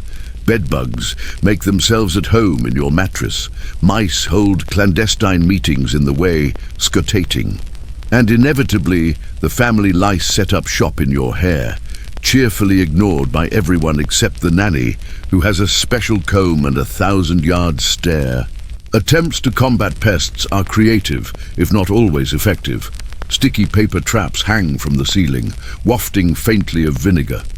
Lavender sachets are hidden under pillows in a vain effort to keep away moths. The cat, in theory hired to hunt mice, spends its days sunbathing and looking offended. When all else fails, your mother recommends a brisk airing of the room and a little household courage, which is code for pretend you don't see anything moving. Sometimes pets and pests overlap in surprising ways. Siblings might adopt a particularly clever mouse, naming it and sneaking it bits of cheese until it becomes a semi-tolerated member of the household. One memorable year, your brother tries to raise tadpoles in the water jug, leading to an awkward incident at bath time and a new family rule about amphibians in the nursery. There are animal escapades and animal emergencies. The dog chews up a priceless heirloom. The hedgehog escapes and is later discovered curled up in a drawer of underclothes. Someone's canary gets loose and perches on the Christmas tree, refusing to come down until bribed with the last currant bun. Every mishap becomes a family story recounted at dinner and polished with each retelling until it borders on myth. Caring for living things, official or otherwise, teaches you ingenuity. You learn to construct tiny houses out of matchboxes, to dig elaborate burial plots in the garden, and to identify flea bites with the expertise of a small, itchy dermatologist. Lice are picked out methodically on bath night, and if discussed at all, are considered a fact of life and proof that everyone is equal before God and insects. Tea. Through all of this, you develop a peculiar blend of empathy, stoicism, and practicality. You mourn your lost pets with sincere, if brief, sadness, and you come to terms with the less glamorous side of animal care. When you see a modern pet store, gleaming and oddless, you marvel at a world where animals are only companions, never intruders. In the end, the creatures that fill your Victorian childhood, whether adored, tolerated, or simply survived, leave their mark. And as you drift off to sleep, the comforting sounds of a dog sighing, a canary trilling, and a mouse nibbling on a forgotten biscuit are a reminder that in the zoo of the Victorian nursery, at least you're never alone. Play is strictly supervised and always educational. Rich children get rocking horses and geography games. Poor children play with sticks and whatever small rodents they can catch. The fun is proportional to the number of layers you're wearing. In the grand social theatre of the Victorian era, even leisure is a performance. And nowhere is this clearer than in the games children play. For those in grand houses, the nursery is well stocked with elaborate toys, hand-painted rocking horses, intricate doll houses, and geography puzzles, with all the colonies coloured helpfully in pink. These toys are meant to develop the mind, which is Victorian, for remind you of the British Empire at every opportunity. You are encouraged to memorize rivers, mountains, and why Wales is technically not a country, all before you're allowed to open the toy chest. But even among the fortunate, playtime is not a wild, carefree affair. Nanny hovers at the door, ready to swoop in at the first hint of unsanctioned merriment. Outdoor games must be refined, meaning croquet if you're in the country, or a very careful game of hopscotch if you're confined to the drawing room. Shouting, running, and especially laughing too loudly are discouraged. Children with loose morals make too much noise, as the family's favourite proverb goes. For working-class children, games are improvised masterpieces. The street is your playground, and the world is your toy box. You might roll a hoop down the alley, stage epic battles with nothing but a stick and a vivid imagination, or trade bottle caps for the privilege of sitting on the least splintery curb. If you can catch a mouse, you can try to race it. Though mice in Victorian England are notoriously unionized and prone to work stoppages, clothing is another dividing line. Rich children are swaddled in so many petticoats and sailor suits that any attempt to run ends in collapse. Poor children, by contrast, are given a sturdy pair of hand-me-down boots, often 2 sizes too big, and whatever shirt survived last winter. The richer you are, the more likely you are to end up tangled in lace while trying to climb a tree. The poorer you are, the more likely you are to fall out of a tree but not notice until supper time. Games of make-believe are universal, but their themes reveal your station. In wealthy homes, you play afternoon tea, pouring imaginary dargling for dolls with slightly haunted eyes. In working-class homes, you play shop factory or dodge the constable, all with a level of realism that would make Dickens proud. If you're particularly unlucky, your game is help bring in the laundry before it rains, a pastime that offers all the excitement of an unpaid internship. Some games cross the social divide. Marbles, for example, is played with equal passion in drawing rooms and back alleys, though the quality of marbles varies. Glass for the rich, clay, or even rolled up bread for the poor. Skipping rope is another favourite, though wealthy children are expected to recite French verbs while skipping, while their less fortunate counterparts are free to shout rude rhymes at passing carriages. Ultimately, every game is a lesson in hierarchy. The older children boss the younger, the cleverest invent the rules, and the fastest keep their shoes the longest. Cheating is frowned upon unless you're very good at it, or very good at not getting caught. Prizes are rare, perhaps a sweet, a penny, or the right to sleep closest to the fire. Yet despite the rules and the rags, fun finds a way. You laugh, you compete, and you occasionally conspire against adults who fail to appreciate the glory of a well-aimed mud pie. For a few precious minutes, social class melts away, and the only thing that matters is who can jump the highest, run the fastest, or keep their marble collection hidden from the family cat. And when the games are over and you're called inside, whether to a nursery full of toys or a room with nothing but a well-loved stick, you know you've survived another day in the greatest game of all, being a child in Victorian England.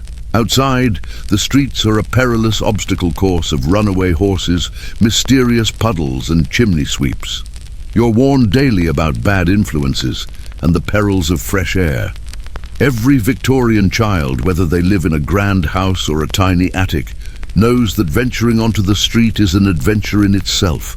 A real-life version of snakes and ladders, but with more actual snakes, escaped pets, and fewer ladders, unless you count those carried by the endless stream of chimney sweeps. Before you're even out the door, your parents issue stern warnings. Don't speak to strangers. Don't pick up anything that isn't yours.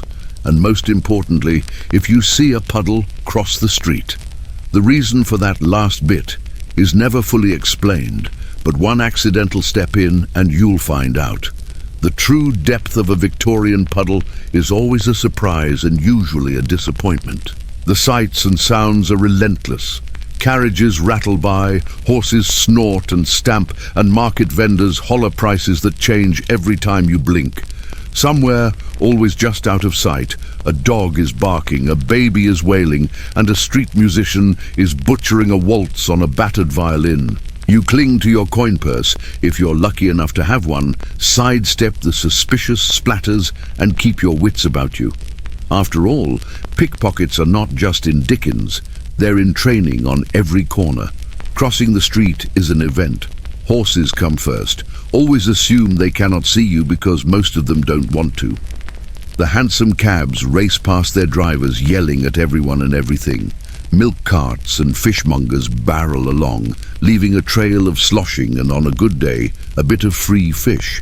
If you're not careful, you'll be splashed, jostled, or shouted at, usually all at once. By the end of a single errand, you'll have acquired enough mud on your boots to plant a garden and enough city gossip to write a serialized novel. Chimney sweeps, mostly boys your own age or younger, dart in and out of traffic, faces black with soot and eyes gleaming with the wild energy of children who climb for a living. You're told never to talk to them, but you can't help exchanging grins or secret salutes.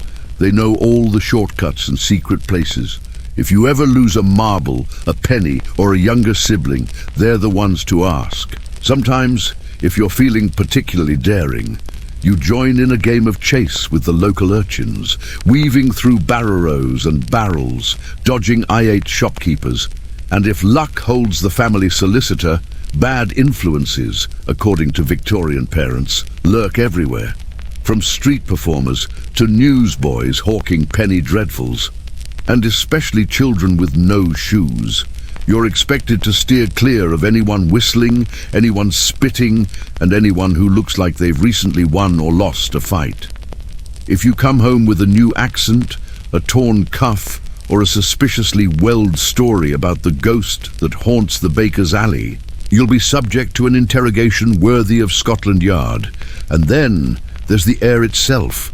Victorian fresh air is an acquired taste, equal parts coal, smoke, manure, and the less identifiable miasmas your mother warns about. You're made to wear a scarf against the damp and scolded if you so much as cough. Yet for all the dangers and dirt, there's a thrill in the chaos. Watching the street sweepers race against the weather, glimpsing a parade or a puppet show, or just running faster than the next child on your block. Returning home is its own adventure. You're checked for new bruises, missing buttons and signs of moral decay. Muddy boots are left by the door, pockets are searched for contraband, and faces are washed with such vigor that you suspect half your freckles are scrubbed clean off. You may not have found fortune, but you've survived another day in the greatest obstacle course ever designed, a Victorian street. And as you fall asleep, the shouts and songs of the city linger in your dreams, daring you to brave it all again tomorrow. Your future is determined early.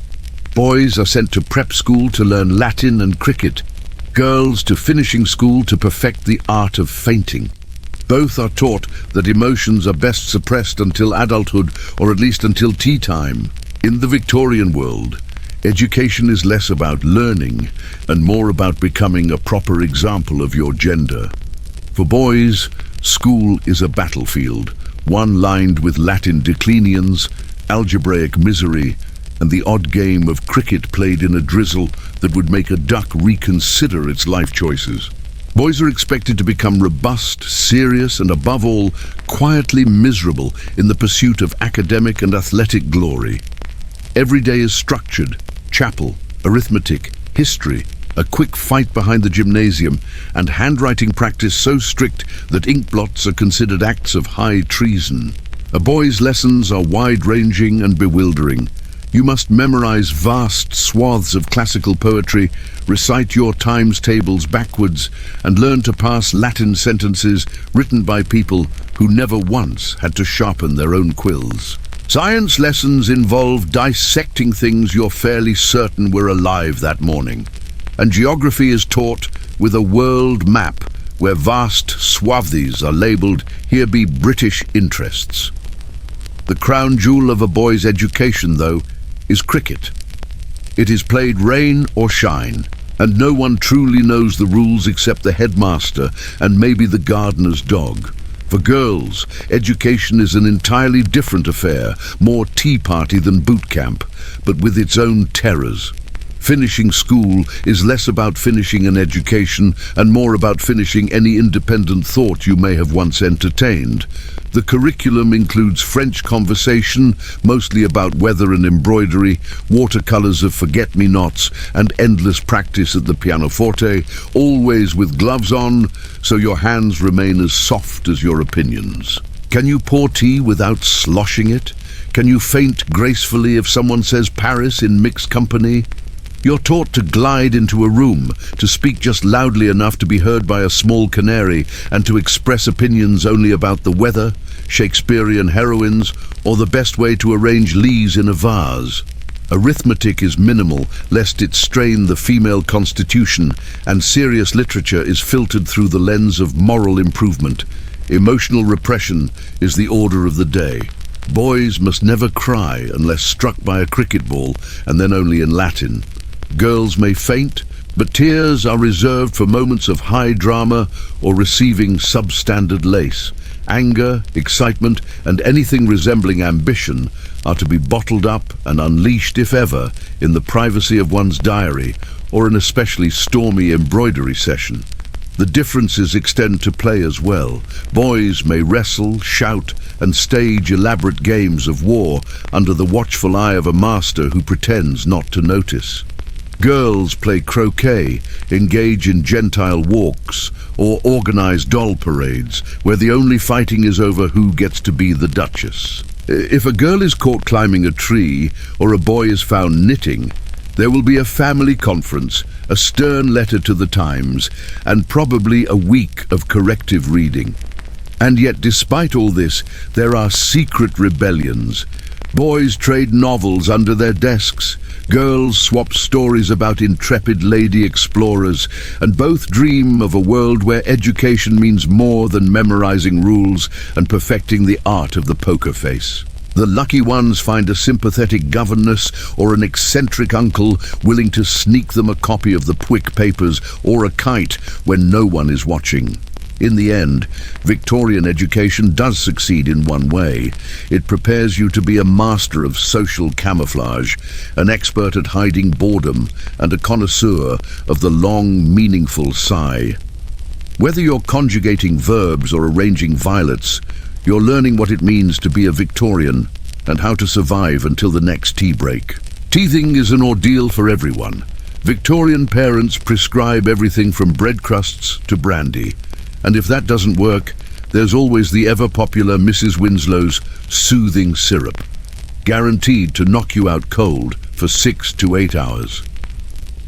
In the Victorian nursery, the arrival of teeth is less a developmental milestone and more a collective trial by fire.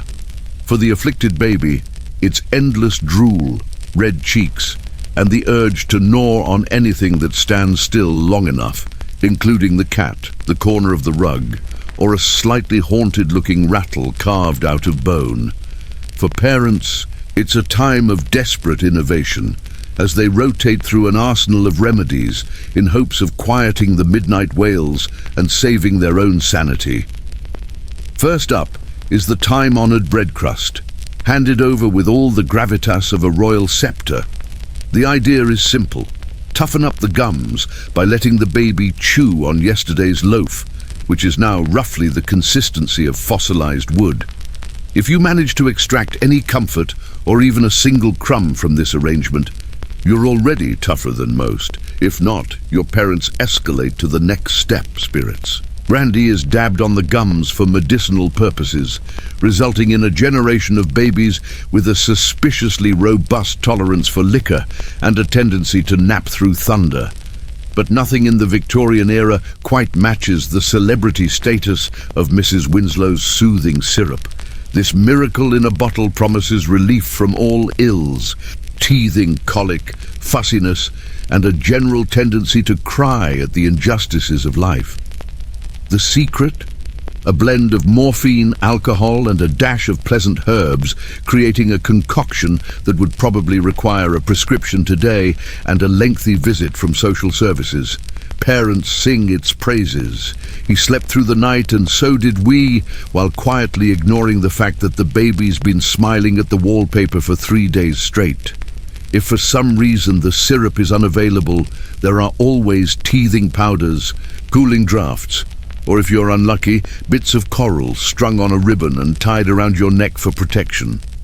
The family medicine chest soon resembles an alchemist's laboratory with vials and jars labeled in beautiful script, but filled with substances that have probably been banned in 5 countries by now.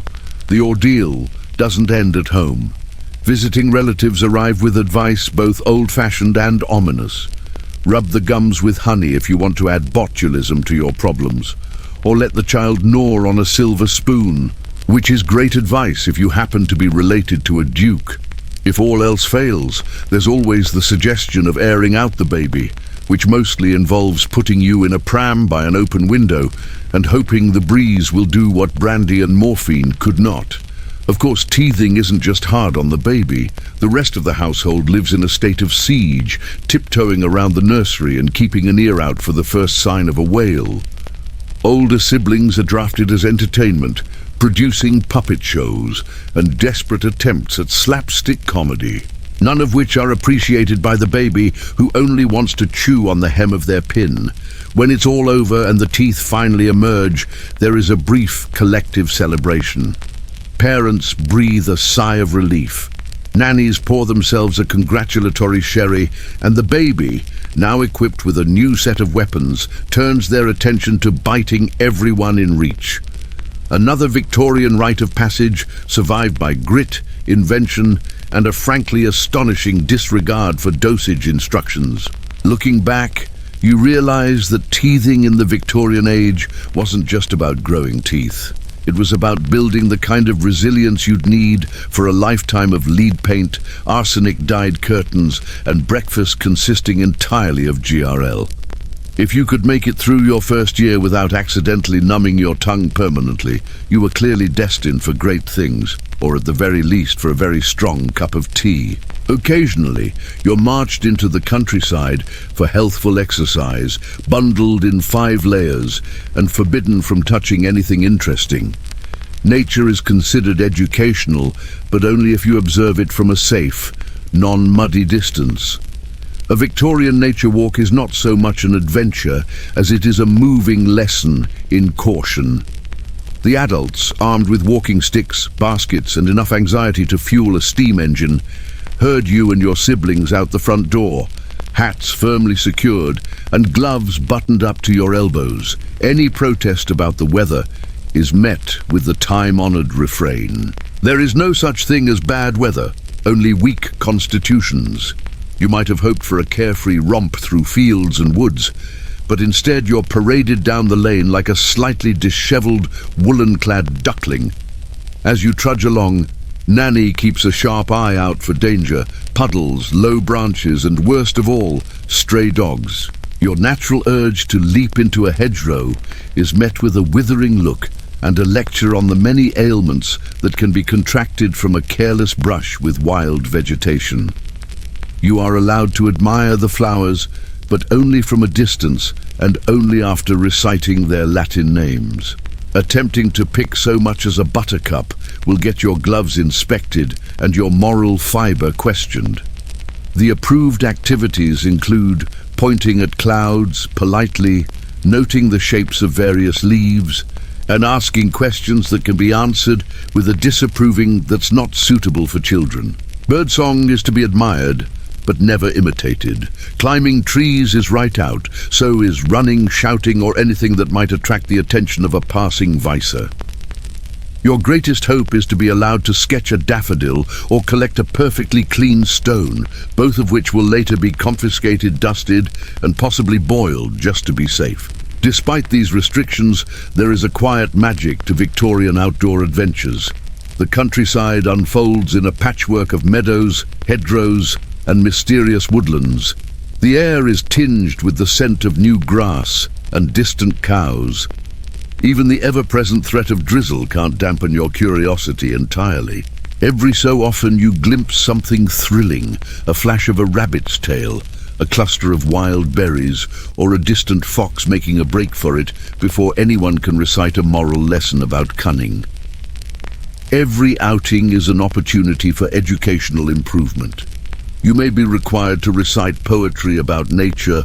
Ode to a skylark is a favorite, or to sketch an acorn with feeling and accuracy. You're quizzed on everything from cloud types to the correct way to address a gardener.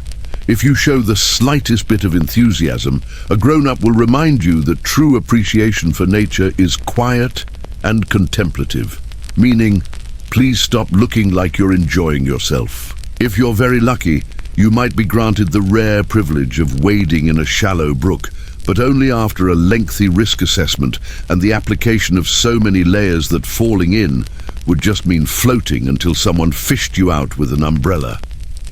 You return home muddy only in your dreams, the real dirt removed by vigorous brushing and the stern use of a boot scraper.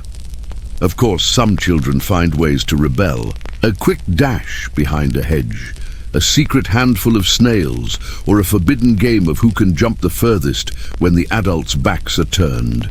These are the stuff of Victorian legend. You learn to treasure every stolen moment of wildness, every dandelion puff snatched on the sly, every grass stain you can successfully hide until laundry day. In the end, the Victorian nature walk is a paradox. You're out in the world, yet held firmly in check by etiquette and wool. But even through the layers, you catch a glimpse of the wildness that lives just beyond the lane. A reminder that sometimes childhood is less about following rules and more about finding adventure in spite of them. The Victorians love a good haunting. You grow up terrified of everything from jack-o'-lanterns to miasmas. Every unexplained cough is blamed on a nearby ghost, and you're expected to keep your soul tidy at all times. The nursery is filled with whispers and shadows. Every creak in the floorboards, every flicker of candlelight is an opportunity for someone, usually an older sibling or a particularly mischievous uncle, to declare that the house is haunted. You're told never to whistle indoors. It summons spirits, to cross yourself before passing a mirror at night. That's where ghosts get in, and to avoid opening windows after dark, lest the miasmas or something even worse drift in. If you sneeze 3 times in a row, someone is guaranteed to make the sign of the cross and push a piece of bread into your hand just in case. Superstition is woven into every part of Victorian childhood. If you drop a fork at the dinner table, it means a visitor is coming, possibly a ghost. Definitely someone with muddy boots. Spilling salt is a near-apocalyptic event. You must immediately toss a pinch over your left shoulder to blind the devil. Don't ever step over a broom or you'll never get married. If a black cat crosses your path, you're supposed to turn around, go home, and reconsider every life choice you've made so far. Bedtime is when things get truly spooky. The tales begin. Stories of haunted attics, wandering souls, and vengeful spirits who dislike children who giggle after sundown. You lie awake, heart pounding, watching the shadows stretch across the wallpaper, arsenic green, of course, convinced that every chilly draught is the breath of something otherworldly. Thunderstorms become gothic dramas. The howling wind is surely the wail of the restless dead. And if the clock strikes 13, well, best not to speak of that at all. Guilt and fear are partners in the Victorian mind. Every misdeed, whether it's stealing a jam tart or leaving muddy footprints on the stirrunner, is certain to attract supernatural consequences. Ghosts, you're assured, prefer to haunt the naughty, the lazy, and the disrespectful. You become a master of apology and confession, just in case a spirit is lurking, taking notes for some infernal accounting. Holidays are especially rich with supernatural anxieties. At Halloween, jack-o'-lanterns are carved not for fun, but to scare away the spirits that are said to walk the earth on All Hallows Eve. On Christmas Eve, you gather for ghost stories by candlelight, shivering not just from cold, but from the thought that great Uncle Frederick might actually appear in the doorway, eager for a second helping of pudding. Even daily chores are governed by a web of omens. You must stir the Christmas pudding clockwise for luck. Never rock an empty cradle. It invites tragedy. Finding a spider in your shoe is either good luck or a sign you need new shoes, depending on which aunt you ask. And if you ever dream of teeth falling out, don't mention it before breakfast, or the whole family will be in black by spring. Yet amid the dread, there's a peculiar comfort in superstition. It offers a kind of logic for the unexplainable, a way to make sense of drafty rooms, mysterious rashes, and why the nursery always feels colder after sunset. You whisper protective charms, avoid ladders, and keep your eyes peeled for omens, hoping to navigate childhood without drawing the attention of the spectral bureaucracy. In the end, you grow up with a sixth sense for things that go bump in the night. Every shadow is a story, every unexplained itch a warning from beyond. Victorian superstitions may fill you with dread, but they also fill your childhood with drama, ritual, and a lifelong respect for salt shakers. So you tuck yourself in, say your prayers, and remind yourself, as long as your soul is tidy and your bread is handy, you just might make it through the night, ghosts and all. Puberty arrives with no warning and absolutely no explanation. Victorian parents handle this by ignoring it completely, leaving you to figure out the horrors of adolescence with only a medical encyclopedia and your older cousin's terrifying stories. One day, you're playing marbles in the nursery, and the next, you're sent upstairs to rest for what seems like a year and a half. Your body begins to betray you in every way imaginable. You grow in places that aren't supposed to grow, squeak when you mean to speak, and develop a sudden, mortifying awareness of elbows. Spots appear overnight, hair does unpredictable things, and you are suddenly, for no reason at all, taller than your mother and more awkward than a calf on ice. The official Victorian response is to say nothing at all. The word puberty is never uttered. If you ask your parents what's happening to you, they direct you to the family library where the medical encyclopedia offers helpful, vaguely alarming illustrations and advice such as cultivate fortitude, avoid excessive reading, and take cold baths daily. The book's chapter on the change is 3 pages long, 2 of which are dedicated to listing symptoms that may or may not include unusual dreams, secret thoughts, and fits of giggling. Practical advice is dulled out in cryptic warnings. Sit up straight. "You're getting a stoop," your father mutters. "Don't eat too much cheese at supper, or you'll get ideas," says your mother, with the air of one imparting ancient wisdom. No one explains what kind of ideas. If you complain of new aches, you're given a tonic with a name like Dr. Fortitude's invigorating solution, which tastes like nail polish remover and is probably 40% gin. Girls receive a particularly bewildering crash course in Victorian modesty. The day you receive your first packet of mysterious blue ribbons, you know something is up. If you ask your mother, she simply blushes and recommends extra prayers. The household's womenfolk become tight-lipped and mysterious, offering advice like never sit on cold steps and don't run after tea. If you faint in public, everyone nods knowingly and changes the subject. For boys, the transition to manhood is equally mysterious and considerably more itchy. Suddenly, you're expected to spend hours at cricket, recite poetry with newfound gravity, and stop climbing trees, even though you secretly want to more than ever. Older cousins corner you with alarming tales of what to expect, most of which involve sudden whiskers, wrestling matches behind the stables, and the need to carry a handkerchief at all times for emergencies. Your skin rebels, your voice mutinies. You become aware of other people, girls, boys, the baker's apprentice. Sometimes all at once, and sometimes with the mortifying intensity of a 3-volume romance novel. Courtship, according to the family manual, is best conducted at a distance, preferably by letter, and ideally in the company of at least 4 chaperones and a dog. Your first crush is an agonizing secret revealed only to your diary and possibly the family dog. The biggest challenge of all is dealing with emotion. Victorian children are trained to suppress feelings, but adolescence is a riot of new sensations. Rage, joy, embarrassment, existential dread, all surging through you at once. You're expected to weather these storms with decorum, composure, and the occasional brisk walk. You cope in classic Victorian fashion, bottle everything up, write a brooding sonnet, and sigh dramatically at regular intervals. Eventually, you emerge from the ordeal, battered but wiser, with a new appreciation for quiet corners and the ability to fake a calm exterior while panicking inside. You look back at your Victorian adolescence as a time of mystery, confusion, and surprisingly strong tea.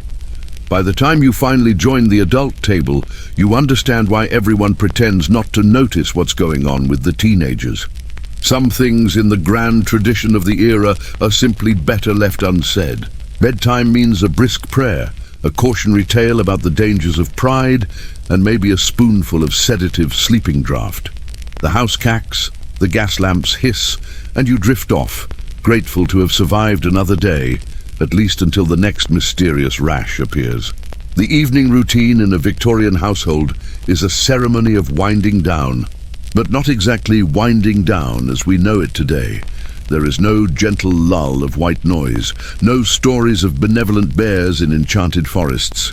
Instead, you kneel at your iron-framed bed for a rapid fire prayer, swift enough to avoid chill blades, solemn enough to keep away whatever ghosts might be listening from the wardrobe. The nursery is chilly, the fire has long gone out, and your nightshirt is 2 sizes too large. Handed down from a cousin who, legend has it, once survived about of months simply by wearing enough flannel. After prayer comes the bedtime story, but story is a generous term. Most nights it's a morality tale, delivered in a whisper by nanny or an elder sibling. Cautionary fables of pride, greed, or the terrible fate of children who talk back at the table. The message is always the same. Virtue is rewarded. Naughtiness is swiftly and often hilariously punished. You're told the story of the boy who ran indoors and was struck by lightning, or the girl who forgot her manners and was promptly carried off by a stork. No pressure. If your parents are feeling particularly modern, they might offer a book, usually Pilgrim's Progress, or some slightly less terrifying volume from the family shelf of improving literature. You clutch your book under scratchy blankets and try not to think about the wallpaper peeling in the moonlight or the odd whiff of camphor drifting from the medicine chest. The house makes noises, floorboards creak, wind rattles the window, and somewhere someone coughs in a way that suggests they've just seen a ghost, or at the very least, the family cat. For the restless or especially unlucky, there is the sleeping draught. Victorian farm pharmacology is, let's say, enthusiastic. A spoonful of syrup, promising soothing sleep and containing an amount of opium that would put a grown bear out for a week. If you protest, you're reminded that your Aunt Belinda took it nightly and lived to the impressive age of 34. The draught tastes faintly of licorice, nightmares and regret. You're soon drifting in and out of consciousness, grateful at least to be spared the full brunt of the house's nocturnal symphony. Bedtime is not all terror. There are small comforts, the soft thump of a sibling's foot from the next bed, the distant clatter of a late-night carriage, and the warm conspiratorial feeling of having survived another day together. You whisper secret plans for tomorrow, promises of daring escapes and extra marmalade before Nanny's warning shush brings peace once more. You lie awake for a while, watching shadows move across the ceiling, wondering what the next day will bring. A new rash, perhaps, or a strange spot that will require 3 kinds of ointment and a stern lecture on the dangers of drafts. You are not alone. The nursery is full of small sounds. The rustle of a mouse, the sigh of the wind, the gentle rhythmic snore of the family dog curled by the fireless grate. Even the house seems to settle, as if sighing in relief that everyone for now is safely in bed. Eventually, sleep arrives. Not gentle, but total. Brought on by exhaustion, storybook warnings, and just the right amount of tranquilizer. You dream of strange adventures, haunted nurseries, and endless bowls of GRL.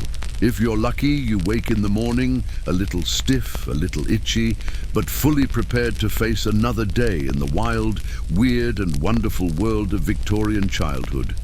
And as you blink away sleep, you remember surviving bedtime is its own kind of victory.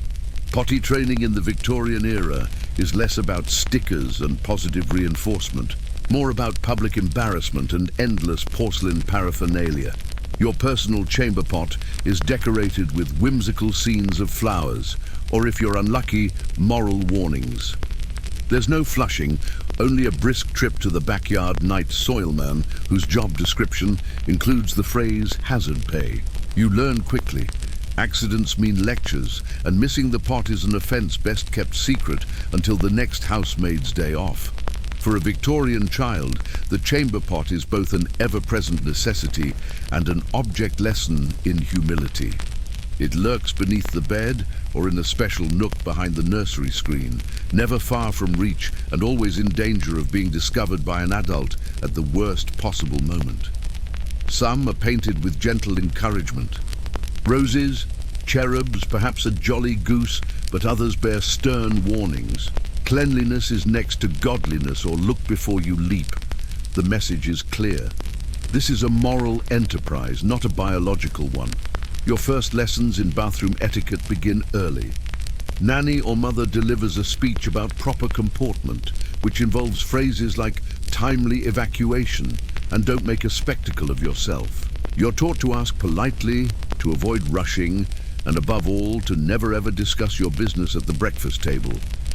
If you do, expect a chorus of scandalized gasps and a punishment involving a lengthy session on the reflection chair. The act itself is fraught with peril. The chamber pot is not large, not steady, and prone to unexpected movement at the critical moment. The stakes are high. A successful attempt brings a nod of approval. A misfire is an event requiring swift cover-up and ideally blame assigned to a sibling or the family dog. Housemaids mutter darkly as they empty the contents each morning while the night soilman arrives weekly, his cart rattling through the alley, a living reminder of what happens when Victorian plumbing stops at the kitchen sink. Potty training is public knowledge in a way modern children can only imagine. Older siblings delight in sharing horror stories of their own early failures, or worse, inventing entirely new tales for your edification. Remember when Cousin Edmund missed the pot, had to eat cold cabbage for a week, and apologized to the entire household, including the cat? These stories are designed to haunt your dreams and keep you vigilant at all costs. Accidents are inevitable and treated as cautionary tales. There are no cheerful try-again stickers, just the brisk efficiency of Victorian discipline, a change of linen, a warning look, and a muttered reference to slippery slopes and moral decay. Your mistakes are dissected at length, quietly but thoroughly, until you resolve to never let it happen again, even if it means holding out through an entire night of howling wind and creaking floorboards.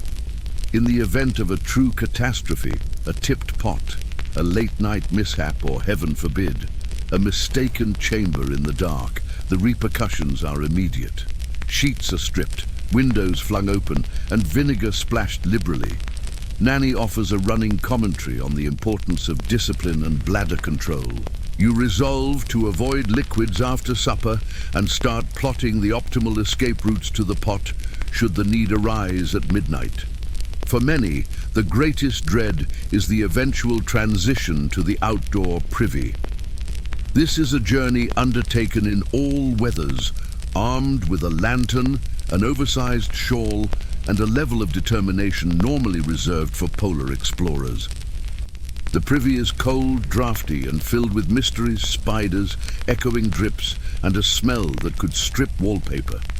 You are told this is character building. It's certainly memorable. Despite all this, you adapt. You learn the delicate art of balance, the value of discretion, and the importance of a quick getaway. The chamber pot becomes a fact of life, a symbol of Victorian ingenuity, resilience, and the era's unshakable belief that moral virtue could be encouraged, if not outright enforced, one uncomfortable trip at a time. And so you survive Victorian potty training with a sense of caution, humility, and a healthy respect for porcelain. In a world without plumbing, you do what you must, and with luck, you avoid cabbage-based punishments for another day. Getting dressed in Victorian times is a full-contact sport. Whether you're 5 or 15, the number of buttons, buckles, and shoelaces per outfit rivals a modern tax form in complexity. Young girls wrestle with mini corsets, boys get strangled by starched collars, and everyone is expected to wear at least 3 layers regardless of the weather. Nothing says childhood freedom like sweating through a wool waistcoat in July while your mother fusses over your shoelaces being improperly symmetrical. Your day begins not with a gentle stretch, but with the unmistakable bellow of Nanny throwing open the curtains and announcing that idleness breeds both wrinkles and ruin. Before you can protest, the daily battle with clothing commences. Each item is stacked in a formidable tower at the end of your bed. Petticoats, chemise, drawers, stockings, garters, undershirts, and if you're especially unfortunate, a sailor suit requiring at least 3 adults and a passing knowledge of advanced knots. For girls, the first obstacle is always the corset, or as it's known in the family, the embrace of discipline. A child's corset is meant to encourage perfect posture and presumably an early sense of despair. Nanny wields the laces with the skill of a competitive sailor, pulling until you feel taller, thinner, and significantly less able to breathe. If you complain, you're reminded that Queen Victoria herself wore tighter stays. And look how well she turned out. Boys, meanwhile, must contend with the collar, starched upright, and apparently inspired by medieval torture devices. Each morning, your mother stands you before the mirror, tugs the collar to your chin, and surveys her handiwork like a sculptor preparing marble for public display. Any attempt to loosen it is met with a sharp glance, and the reminder that a droopy collar is the first step on the road to moral collapse. You practice proper posture by balancing a book on your head, while Nanny inspects your cuffs for rogue folding and signs of frivolous living. Layering is not just a suggestion, it's a sacred ritual. Summer or winter, indoors or out, You are swaddled in wool, flannel, and occasionally velvet because children are delicate and must be insulated at all times. This is a curious belief, when by midday you are slick with sweat and quietly praying for a strong breeze or a fainting spell. You are warned never to remove a layer, lest you catch a chill and bring shame upon the household. Dressing is so exhausting it nearly qualifies as morning exercise. Socks sag, garters snap, and buttons have a Houdini-like ability to vanish at the slightest provocation. Ribbons tangle, sashes slip, and the family dog, ostensibly helping, steals your best glove and buries it in the garden. By the time you're finally dressed, you're more trussed than dressed. Unsure whether you should go outside or simply collapse back into bed for a well-deserved rest. Accidents are inevitable. Someone will catch their sash on a door handle or rip a petticoat while attempting the dangerous art of sitting down. A popped button is both a minor tragedy and a public event, resulting in an impromptu mending session that doubles as a lesson in humility. Mothers see every loose thread and treat each wardrobe malfunction as an opportunity for moral improvement. A stitch in time saves embarrassment at tea. Special occasions, of course, bring added perils. Lace collars with microscopic hooks, hats pinned to your scalp with an optimism bordering on cruelty, and shoes so tight they might as well have been made for a different species. You sit for the family portrait in an agony of pinches and itches, practicing the kind of fixed, panicked smile that future historians will mistake for Victorian seriousness. Yet, through the sweat, the pinches and the endless scolding, you develop agility, patience, and a deep appreciation for moments spent barefoot and unsupervised. By nightfall, you peel off your layers with relief, marvel at your continued survival, and drift off to sleep. Your dreams haunted by the faint rustle of petticoats and the click of mother's mending scissors, always ready for tomorrow's wardrobe war. Getting dressed in Victorian times is a full contact sport. Whether you're 5 or 15, the number of buttons, buckles, and shoelaces per outfit rivals a modern tax form in complexity. Young girls wrestle with many corsets. Boys get strangled by starched collars, and everyone is expected to wear at least 3 layers, regardless of the weather. Nothing says childhood freedom like sweating through a wool waistcoat in July while your mother fusses over your shoelaces being improperly symmetrical. Morning begins, not with a yawn, but with a battle cry. Nanny throws open the curtains. The cold rushes in, and you're reminded there is no such thing as 5 more minutes in the Victorian household. Your clothing is neatly stacked in a complicated, intimidating pile. Petticoats, drawers, undershirts, stockings, garters, chemisters, waistcoats, shirts, and if you're particularly unlucky, a sailor suit with a neckerchief that has only ever been tied properly once by a great aunt, now lost to history. For girls, the day's first obstacle is the corset. Yes, even for children, the stays are meant to train your posture and your soul. Laced up by nanny with the kind of enthusiasm usually reserved for securing livestock. The feeling is less supportive and more rebushing, designed to give you a ladylike silhouette and incidentally ensure you never take a deep breath again until adulthood. Movement is restricted to gliding, shuffling, or the very occasional well-choreographed collapse onto a fainting couch. Boys, meanwhile, contend with starched collars so stiff they could be used as emergency splints and shoes that take 2 adults, a boot jack, and a prayer to remove. Your morning is spent practicing proper posture by balancing books on your head, while nanny inspects your cuffs for frivolous folding. If you think yourself clever by loosening a button, beware.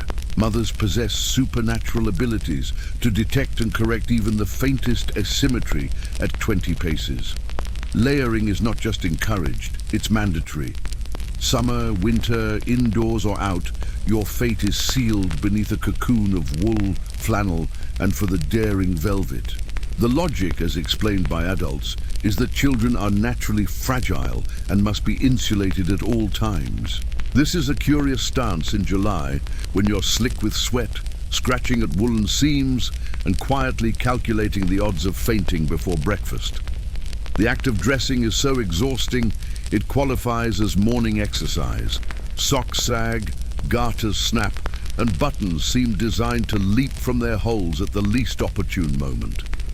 Ribbons tangle, laces knot, and the family dog supposedly helping runs off with your second best glove. By the time you're fully dressed, you're not sure whether to go outside or simply lie down and recover. Accidents, of course, are inevitable. Someone will trip over a too long hem or get a sleeve stuck in a door. If you rip your petticoat or lose a button before lunch, there's a very public mending session with mother who treats every wardrobe malfunction as both a teachable moment and a minor tragedy. Those of a rebellious nature dream of garment reduction, quietly plotting to accidentally leave a layer or two behind on laundry day. Special occasions bring even greater challenges. Lace collars with microscopic hooks creates folded according to the laws of Euclidean geometry, and hats pinned to your scalp with a force usually reserved for scientific experiments. Woe betide the child whose bonnet is crooked, whose sash is askew, or whose boots are muddied by honest play. Despite all this, you survive, developing agility, stamina, and the ability to sit very, very still. You learn to appreciate the simple things, a loosened ribbon, a moment without shoes, or the sweet rebellion of untucked shirt tails.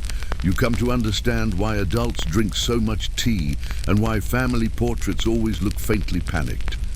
In the end, Victorian childhood attire is as much about discipline as it is about decency. You're wrapped in tradition, practicality, and just a touch of paranoia. Armored against the world, the weather, and the vague threat of falling into bad habits. By the time you finally peel off your last layer at night, you've earned your sleep, your stripes, and perhaps, if you're lucky, a single night with buttons left blissfully undone. So, as you drift off tonight, tucked into your clean, quiet bed with central heating and a mattress that doesn't bite back, spare a gentle thought for the children of the Victorian era and the parents who were honestly just doing their best with a handbook written by superstition, questionable science, and pure, unfiltered anxiety. You've survived the nursery GRL, the nursery rules, and more household toxins than the periodic table. You braved lead paint, teething syrups that could tranquilize a pony, and family portraits so grim they'd scare away nightmares. And if you made it to adulthood, you did it with at least 3 moral lessons, a collection of rashes, and a deep suspicion of all things cabbage. Let's be honest, Victorian parenting might have been well-intentioned, but it was also bizarre, bonkers, and occasionally borderline criminal. Yet somehow, through all the discipline, dubious medicine, and layers of wool and underwear, families managed to stick together, children grew up tough, creative, and equipped with survival instincts that would put a modern prepper to shame. Tonight, as you listen to the soft hum of your fan, maybe whisper a quiet thank you to your own ancestors who survived cod-liver oil and a childhood where fresh air sometimes meant dangling in a wire cage above the street. History can be brutal and ridiculous, but it's also proof that people are stubborn, hopeful, and always inventing new ways to get through the day. So relax, breathe easy, and let go of whatever small modern worries you carried to bed. Because right now, there's no laudanum in the medicine cabinet, no arsenic in the curtains, and nobody's insisting you finish your liver pudding. Just the comfort of the present, the luxury of safety, and the quietly heroic absurdity of those who came before. Sleep well, and may your dreams be free of nannies with mustaches and lead-based wallpaper. Good night.